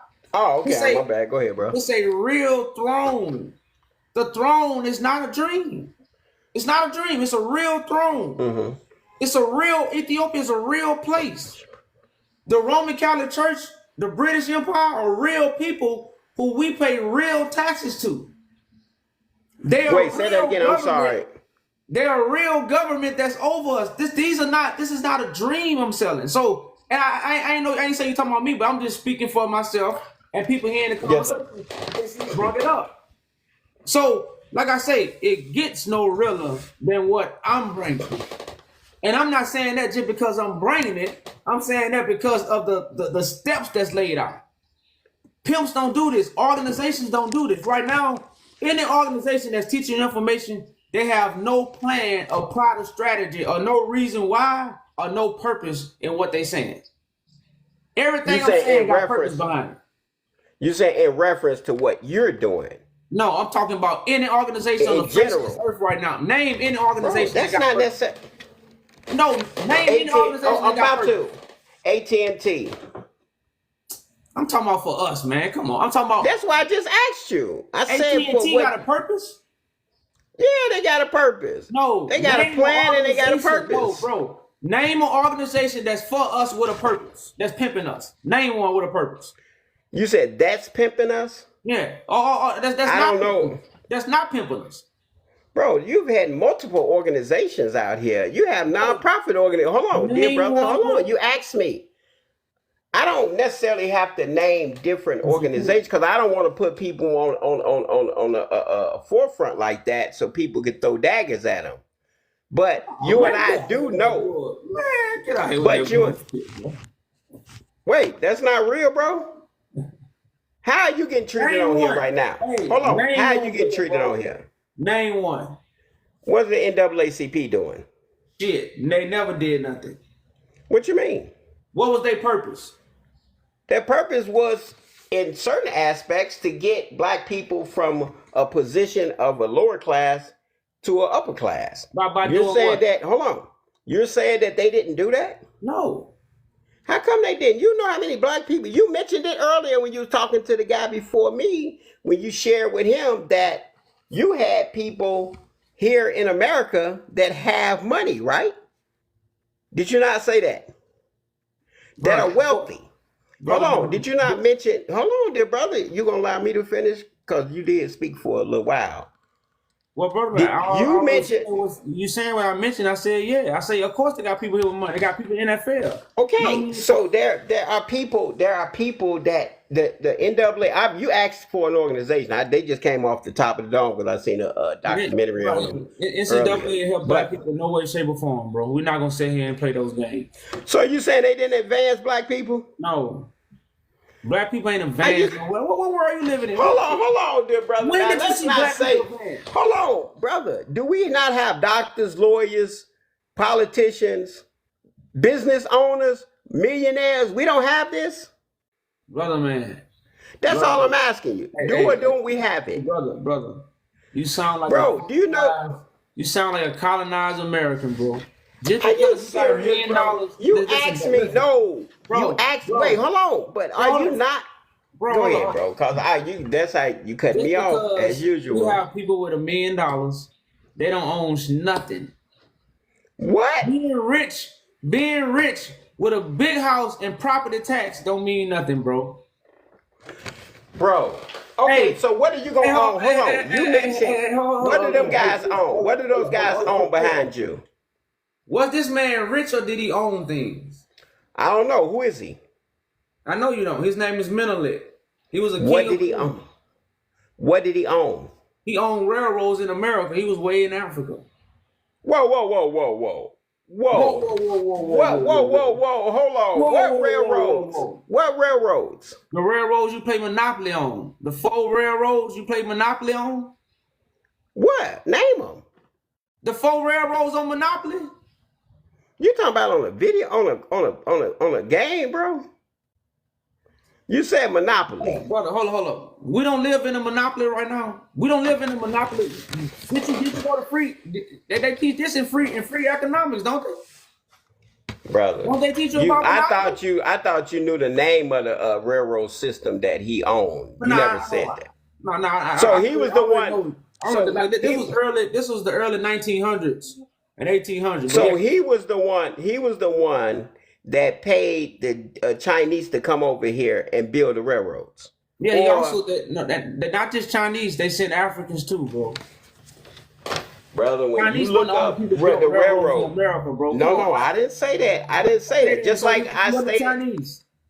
Bro, I can't mention the Chinese there, brother, because that's what I know. Well, I ain't say you can't, but I'm So talking why about would a you- black man. So you say you sent Chinese. I hear men you. to over here. Bro, I never heard of that man. I'm gonna have to look him up. Could somebody please put his name in the chat so I can investigate this or look this guy up. But anyway, you made it seem like you said I sound like a colonizer mentality when I said that we have people. Hold on there, brother. Allow me to finish. I ain't saying no, bro. Go ahead, man. When you said that, when I mentioned we had millionaires, we even have a few billionaires. I didn't say that all of us are living like that. But that's always what they do. They hold up a few to make those under the bottom think you too can achieve this. When in all actuality, you and I know it's a game. It's a trick bag. You feel me? Just like you talked about when I mentioned the pimp. The pimp does the same thing. Some of these pastors do the same things. Some of these people out here selling dreams, that's what they do. You put up a picture and you say, look right here. You see this? This Fortune 500 company, this guy works for us. He brings us business. He also achieved this in life. You too, if you join this Fortune 500 company for $500 a month, you can achieve it too. These are dream sellers, bro. And the people that think they can achieve them are dream chasers. So all I'm saying is most people are from the show me state. If we saw it and seen it to be real, we see it to be real, it's not hard to follow. Well, brother man, we know that. That's why only a few gonna be called, and that's all. We're not calling a minute right now. Okay, how long? The many people gonna come after the government is set up by the few people who hear the calling, and that's all I'm saying. How long? Okay, so don't worry about how long. If you not gonna come and do the work to build the government, you just gonna be coming when the government is built. Okay, now your buddies was sharing this with me. I don't know what you call them, brothers, whatever. But anyway, your brothers were sharing with me that, how did he put it? Stamps, because Stamps was talking for the most part. He made reference to, like, okay, you all are like the ones to start it. Like, I asked him, I said, look, so what are you all going to do with those that don't accept you as the Christ? What happens to those people? They don't have to accept me. They don't have a choice. Right. But listen, even though once all this is manifest, you're still going to have those naysayers that's going to be like, I don't care who he is. Because at the end of the day, a lot of us ain't even living according to the Bible. Brother man, they're going to be least in the kingdom. So right now, Trump is president, okay. Right? And the people who don't accept Trump, they can't do nothing about Trump being president. They can't do nothing about it. Why? They don't have no power. So it's the same thing. Like, everybody don't have to believe who I am. I'm who I am without people believing. No. It ain't so much about you. It's about them not accepting the reality that's coming. Well, yeah. And once it comes, a lot of people ain't gonna accept it, but they ain't gonna have no choice. But what's gonna become of them? Because they can become a problem after a while. They're not. They're not gonna become a problem. So what are they gonna be? No matter what, how many black people don't want Trump to be president or whatever, or didn't want nothing to be, what's called be president? They couldn't do nothing about it. Well, unfortunately, nowadays I don't know how much you study politics, but you do have revolts. Well, brother man, when have we revoked the president?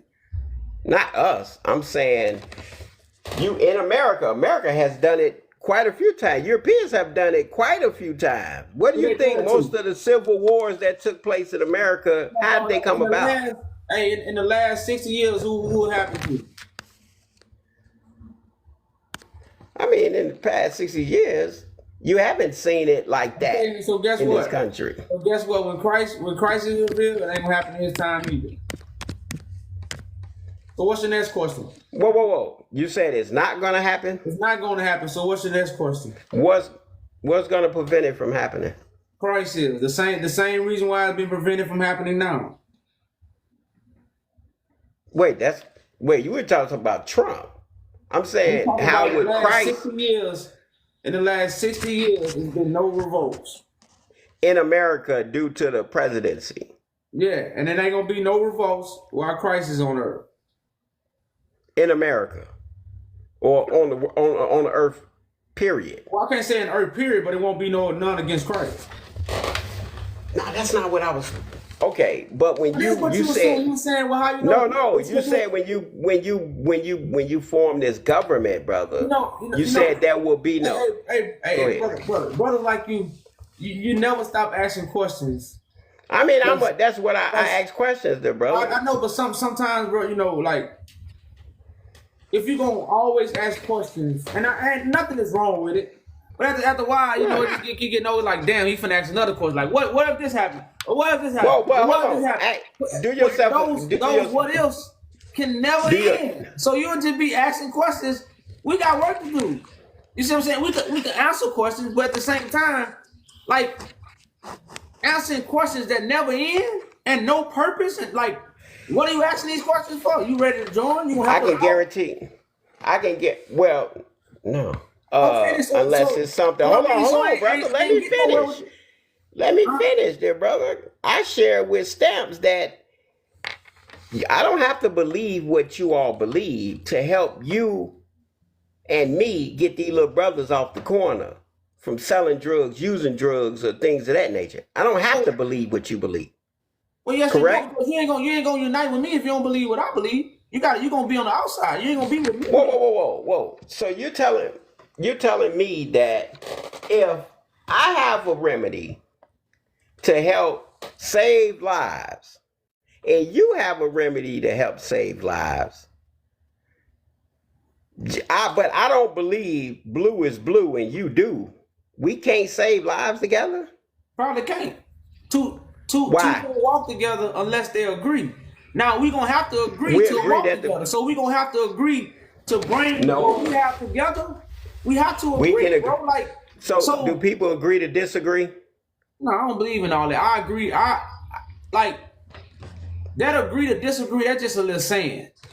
No, that's If facts, you walk bro. with me, because you agree with me. If you don't agree with me, you don't walk with me. That's cool. I You still just love you as said- a brother, but we can't merge. Now, Did you- if we agree, we gonna merge. I'm gonna help you. You gonna help me. If we agree, that's what we meet together. We meet together at what we agree at. We don't come But what together we at what will- we disagree at. But what we will agree on is saving the life, brother. I know. We don't but have to. Like I say, brother, man. I don't know what you're doing. You're right. And if you was doing something, then that's what you should be talking about. You see what I'm saying? Because I'm pretty sure you've been on our panels. You asked us questions. So what are you Right. doing now? Well, now what are you doing? Well, matter of fact, how are you gonna get us off the corners? Because we told you how we gonna get our people out the corners. How you gonna get the people out the corners? Oh, I haven't heard what you all said, but what I do is I Everything teach. you doing I is- said Go ahead. I've never heard your plan how you gonna get people off the corner. But the reason the brothers on the corner, because I was one of them brothers, is for money. You feel what I'm saying? I teach brothers how to get money. So, and there's nothing wrong with that. Because you stated yourself that you all are going to commission the Vatican for gold and silver, or golds that they took from Ethiopia, correct? Which is money, it's currency. But brother, man, So me teaching a brother how to get money, is nothing wrong with that. you're right. That's your job. And Continue that's gonna get them off. And that's gonna get them off the corner. Well, like I said, I walked away from money to do what I'm doing. So I got a whole different job. I got a whole different purpose. I got a whole different higher calling. I got a higher calling, brother. So I'm some listening. niggas, I left money to do what I'm doing. So if you doing that, continue to do your job. Like I say, let me do mine. Don't get in the way. I ain't gonna get it. I'm not, bro. I'm not in your way. I'm not in your way. Yes, you is in my way because you asked me questions. I'm in your way. I'm asking you, bro. If you asked it, you said, listen, hold on, brother man. What I'm saying is, if you tell me you are helping people, you showing them how to get money, you know what I'm gonna say? Keep it up, brother. Oh, I am. It Okay. ain't gonna stop. Okay, so But the reason I said that, but you come on my platform and a different platform, and you ask questions after question after question after question. Right. Now, somebody asking too many questions, they don't believe what you're saying, and that's cool. You don't believe what we're saying. So, but my point is, how are you gonna help What are us? you talking about? Like, how are you gonna help us? You say you I helping just your told brothers, you. so how you gonna help us? We your brothers, how you gonna I help us? just told you. You gonna help us get money? I literally, Oh, yeah, so you gonna help us get money? How you gonna help us get money? yeah. The same way I'm helping them, brother. It's not rocket science. You want me to say that on here? Hold You on. want me to tell you on here how I'm gonna do it? No. You asked me Or all you want me to? questions. So No, I'm saying, do you want me to tell you how to do it? hold up. So you gonna get us a job? No, you working for yourself. I work for myself. Oh, It's so you called gonna doing for self. Marcus Garvey. Hold on. Marcus Garvey was the father of doing for self, correct? hey, brother man, I'm all about. Hey, I was working for myself. Right. I was working for myself. Why? I left that Why? to dedicate. I left that to dedicate myself to what I'm doing. Okay, So- but how many other people are you teaching to do for self? Oh, hold on, bro. Listen. If that's what you teaching, I told you. No. I told you to continue doing it. My job. Right. That's not my job. Right, but That you can might be still your teach job. people. No, That might but be you your job to teach people how to do for self. That's Bro, why I all I'm told you to saying- keep doing. I didn't say, Do hey, you bro, ask- stop doing that.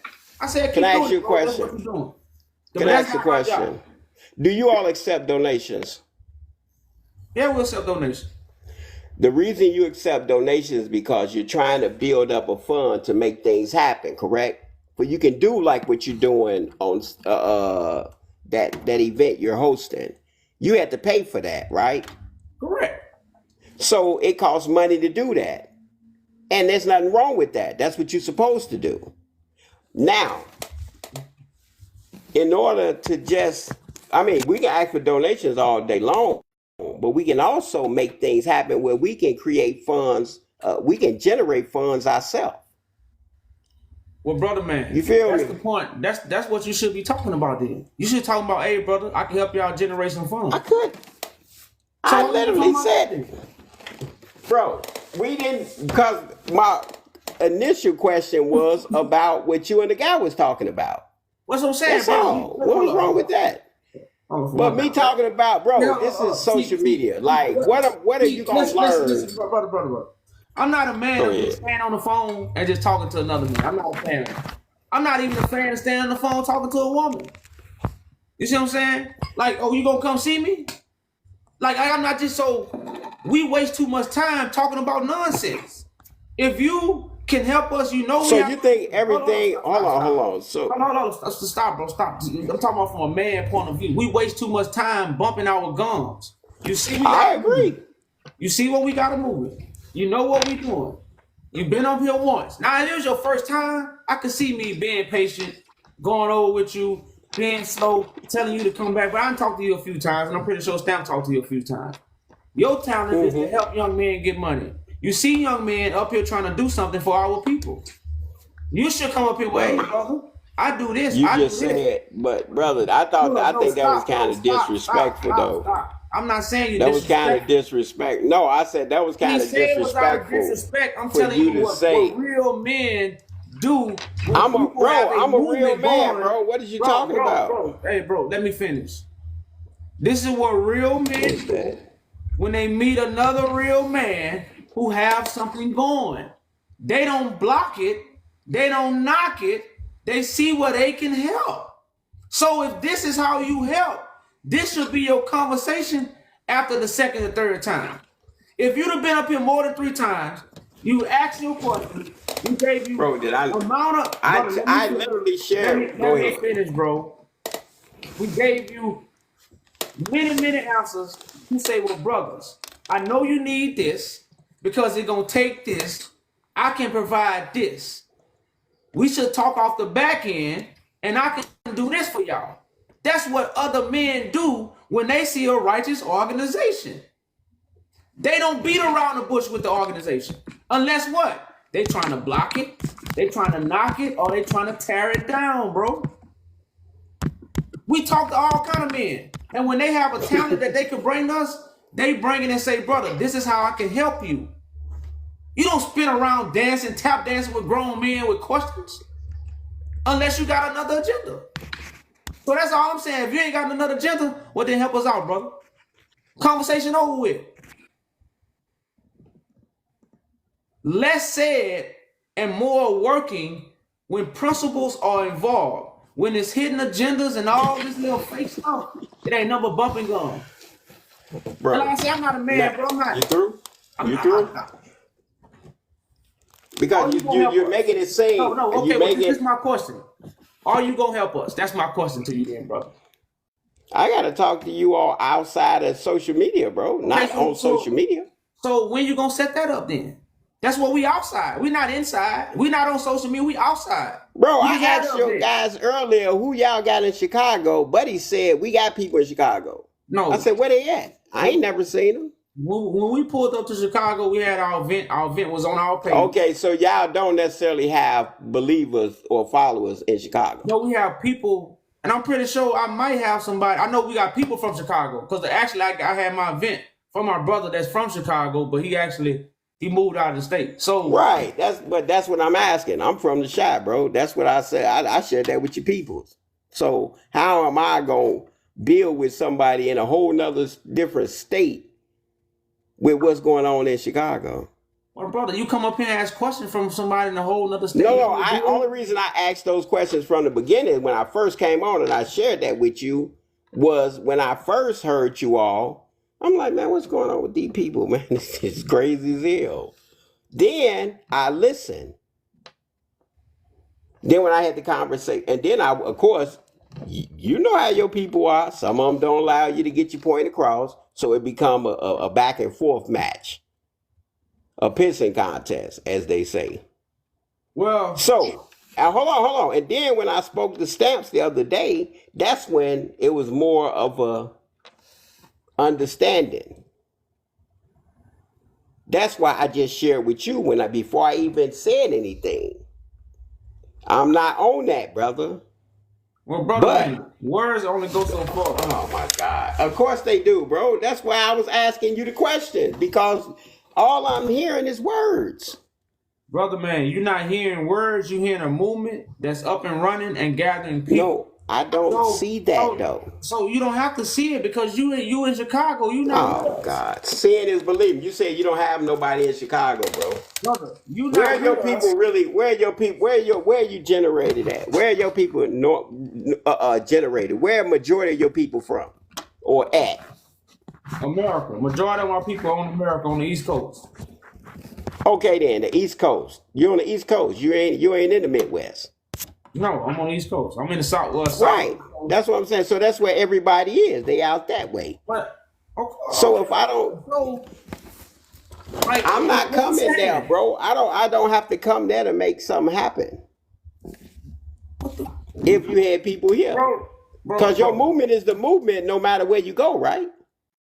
Bro, like I say, bro, all you gonna help us? That's my. I just told you, bro. I literally just shared that. Okay, so I just shared that sentiment, bro. Well, you gonna help us? That's the website to reach out to us, and we can move forward from there.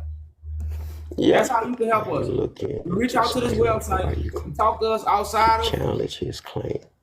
Who is this goofball right here, bro? You talk to us. You read my comments. You talk to us outside of social media if you're really trying to help us. I got you. Yeah. So that's all we saying at the end of the day. We tell people our movement, we tell people our plan, we tell people, we give people the facts. You know, we answer questions.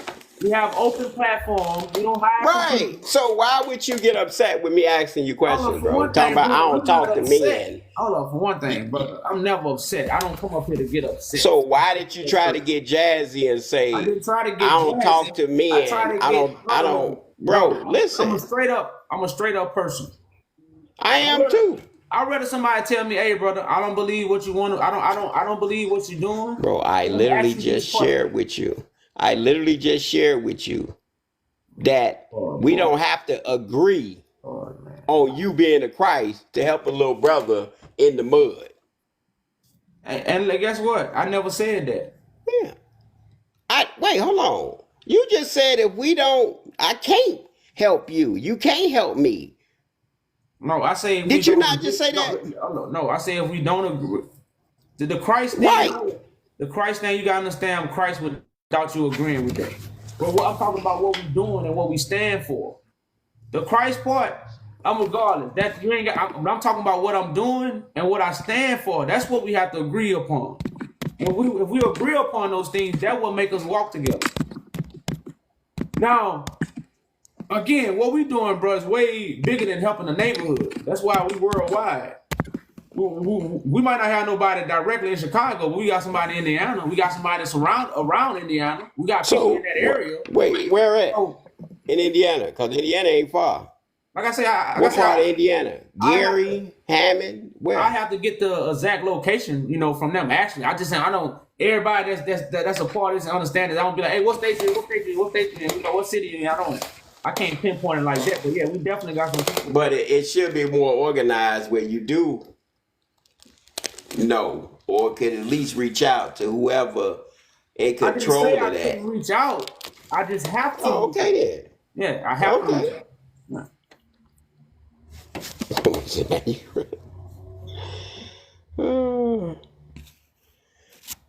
All right, brother, man. Well, like I said, if you're gonna help us, that's the website. Reach out to us and we'll talk outside of social media, man. No doubt. Huh? But for future reference, just ask your audience, would they rather see than hear? Man, bro, hey, everybody rather see it. But the hearing come first so we can make the people see it. Again, Yep. we're not saying like- we're not gonna say it and it's gonna happen. We gotta do it and it's gonna happen. Being it is. Okay, bro. Kum fire kum. All right, brother, man. All right. All right. Just trying to help you out, cuz. That's all. Yeah. Action speaks louder than words. Yeah, I know all about But it. y'all go ahead. Y'all be peaceful, bro. Hopefully, you know what I mean? Cause we'll see. All right, brother, man. Peace. All right. Peace. Yeah, we will see. What Trinidad say? If you don't believe me, just watch. But y'all, I'm finna. This is probably gonna be my last guess, man. I'm gonna probably. We see the Messiah came back up, so let's see what the Messiah got for us tonight, y'all. We might end it with that, man. Getting a little late on my end.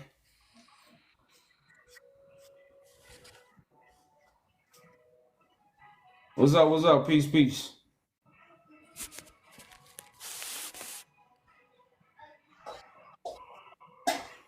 What's up, brother? Peace.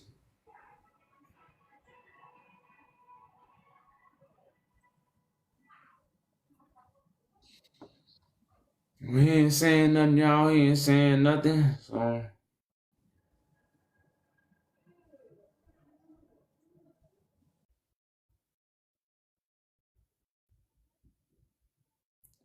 just gonna pick the one with the most guests, y'all. I mean, with the most followers, man.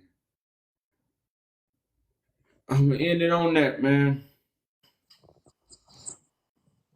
Yo, What's up? what's going on? Man, I'm just trying to get a better understanding of what's going on here. Like what's the movement? The movement is simply to start a government that's gonna support the African diaspora, which will be in Ethiopia, which is where the throne of David to be. And that's, like I say, that's the mission. So starting a government in another place, or Well, just like this government will represent all nations. It's the throne of David. That's why they call us African Americans. We come from Africa. So I know it's a lot of propaganda to try to take that away from us and make us not believe that.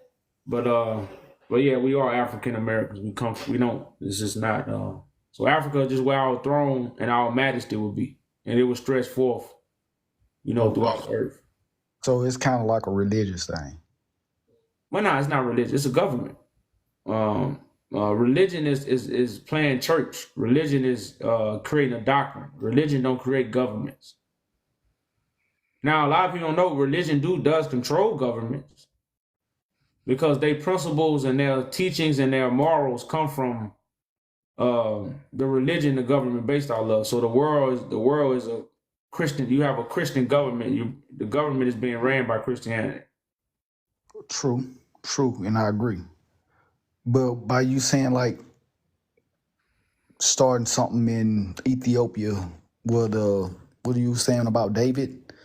Like, Well, right now you got a throne that's in Ethiopia. That's King of Kings and Lord of Lords. That throne gives jurisdiction over lands. It gives authority over lands. It gives jurisdiction, I would say. mm-hmm. So right now that jurisdiction is in Great Britain. That's why Great Britain really control majority of the land. When it comes to America, when it comes to the islands, you know, when it comes to Africa, they own this land. You know, so the power will be taken away from them, be given back to Africa, and you know, so we could restore our people. That's why I say so. It's not a religious movement, but at the same time, religion has used the Bible. Like man used the Bible to create religion, but that's not what the Bible is for. The Bible is not a religious book; it's a prophecy book about God's government being created on earth. Okay, understandable. But you know, it's kind of like in order to start something like a government like that in today's day and time, it's not very many you can lead by just, you know, hearsay. You know what I'm saying? People, like Buddy was saying, more people want to see. And see, me, I'm not religious. I don't believe in nothing that I've been taught. I basically, you know, then unlearn what I have been taught.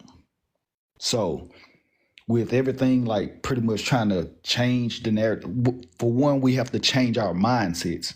And a lot of people don't get kind of like where your mindset is. It's hard for people to just change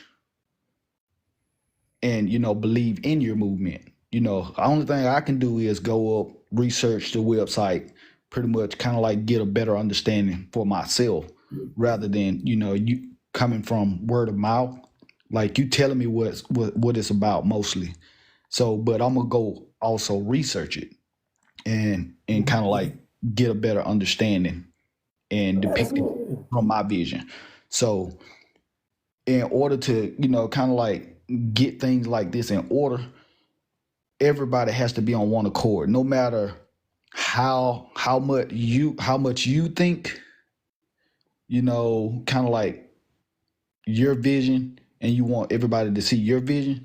You have to have an open mind, because your vision can come from, you know, it can be a good part in it. Somebody else's vision, you know, you don't have to always agree. Like what he was saying with the agree to disagree, I say you can compromise. Once you compromise, that's where you'll start getting more, you know, people to follow, because it's actually allowing people to have more part in your movement. You know what I'm saying? Because where it's coming from is kind of like when y'all was just on live and pretty much, you know, he was asking questions and kind of like trying to get, I guess he was trying to get a better understanding and saying such and such, whatnot. His ideas could have probably helped you. Your ideas probably could have helped him.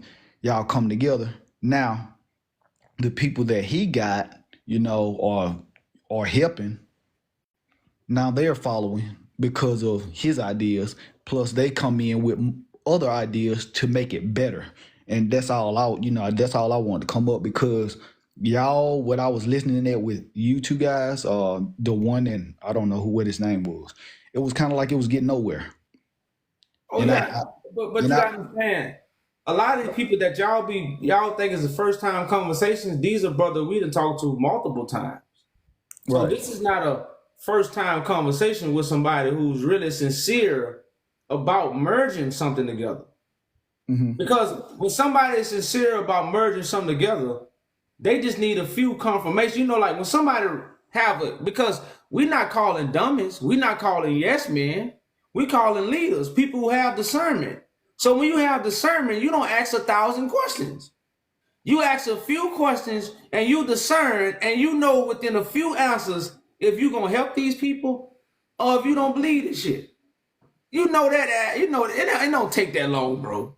No, It it, don't it take doesn't. it don't take coming back up here 6 and 5 times to know if you really finna help us. This ain't for you then. And Right. see, these are people who y'all might not know it, but we done dealt with these people for hours, at a time. And these people come back and kind of ask the same questions that they just asked my brother, who in the house with me. Right. So it's just stuff like this that's, I know on the outside looking in, y'all might not know. So like, even though I try to have those patients, but like you said, I know we won't get nowhere, and I know we wasn't gonna get nowhere. That's why I was like, man, get this over with. Right. But trust me, bro, I have well understanding of how to humble myself when somebody have something and some advice that they want to give me, so we can come together. I know when somebody have those we like I say, we talk with all kind of people. We merge with all kind of people. We merge with all kind of people with all different walks of life, all different schools of thoughts. Matter of fact, we have people in this organization that's from all different walks of life, all different type of organizations. So because we have a movement, we don't have a organization that's closed in where people don't know what we're doing. Everybody know what we're doing. We don't know what nobody else is doing. Right. And I get it. That's the crazy thing about this. Everybody know what we're doing. We don't know what nobody else doing. Right. And it's kind of like, from, what you was telling me, like he's been on the panel pretty much multiple times. It's kind of like, it's kind of like beating around the bush, basically, as the young people would say. Is it really hate now, or is it, because it's always the same. All skin folk ain't kinfolk.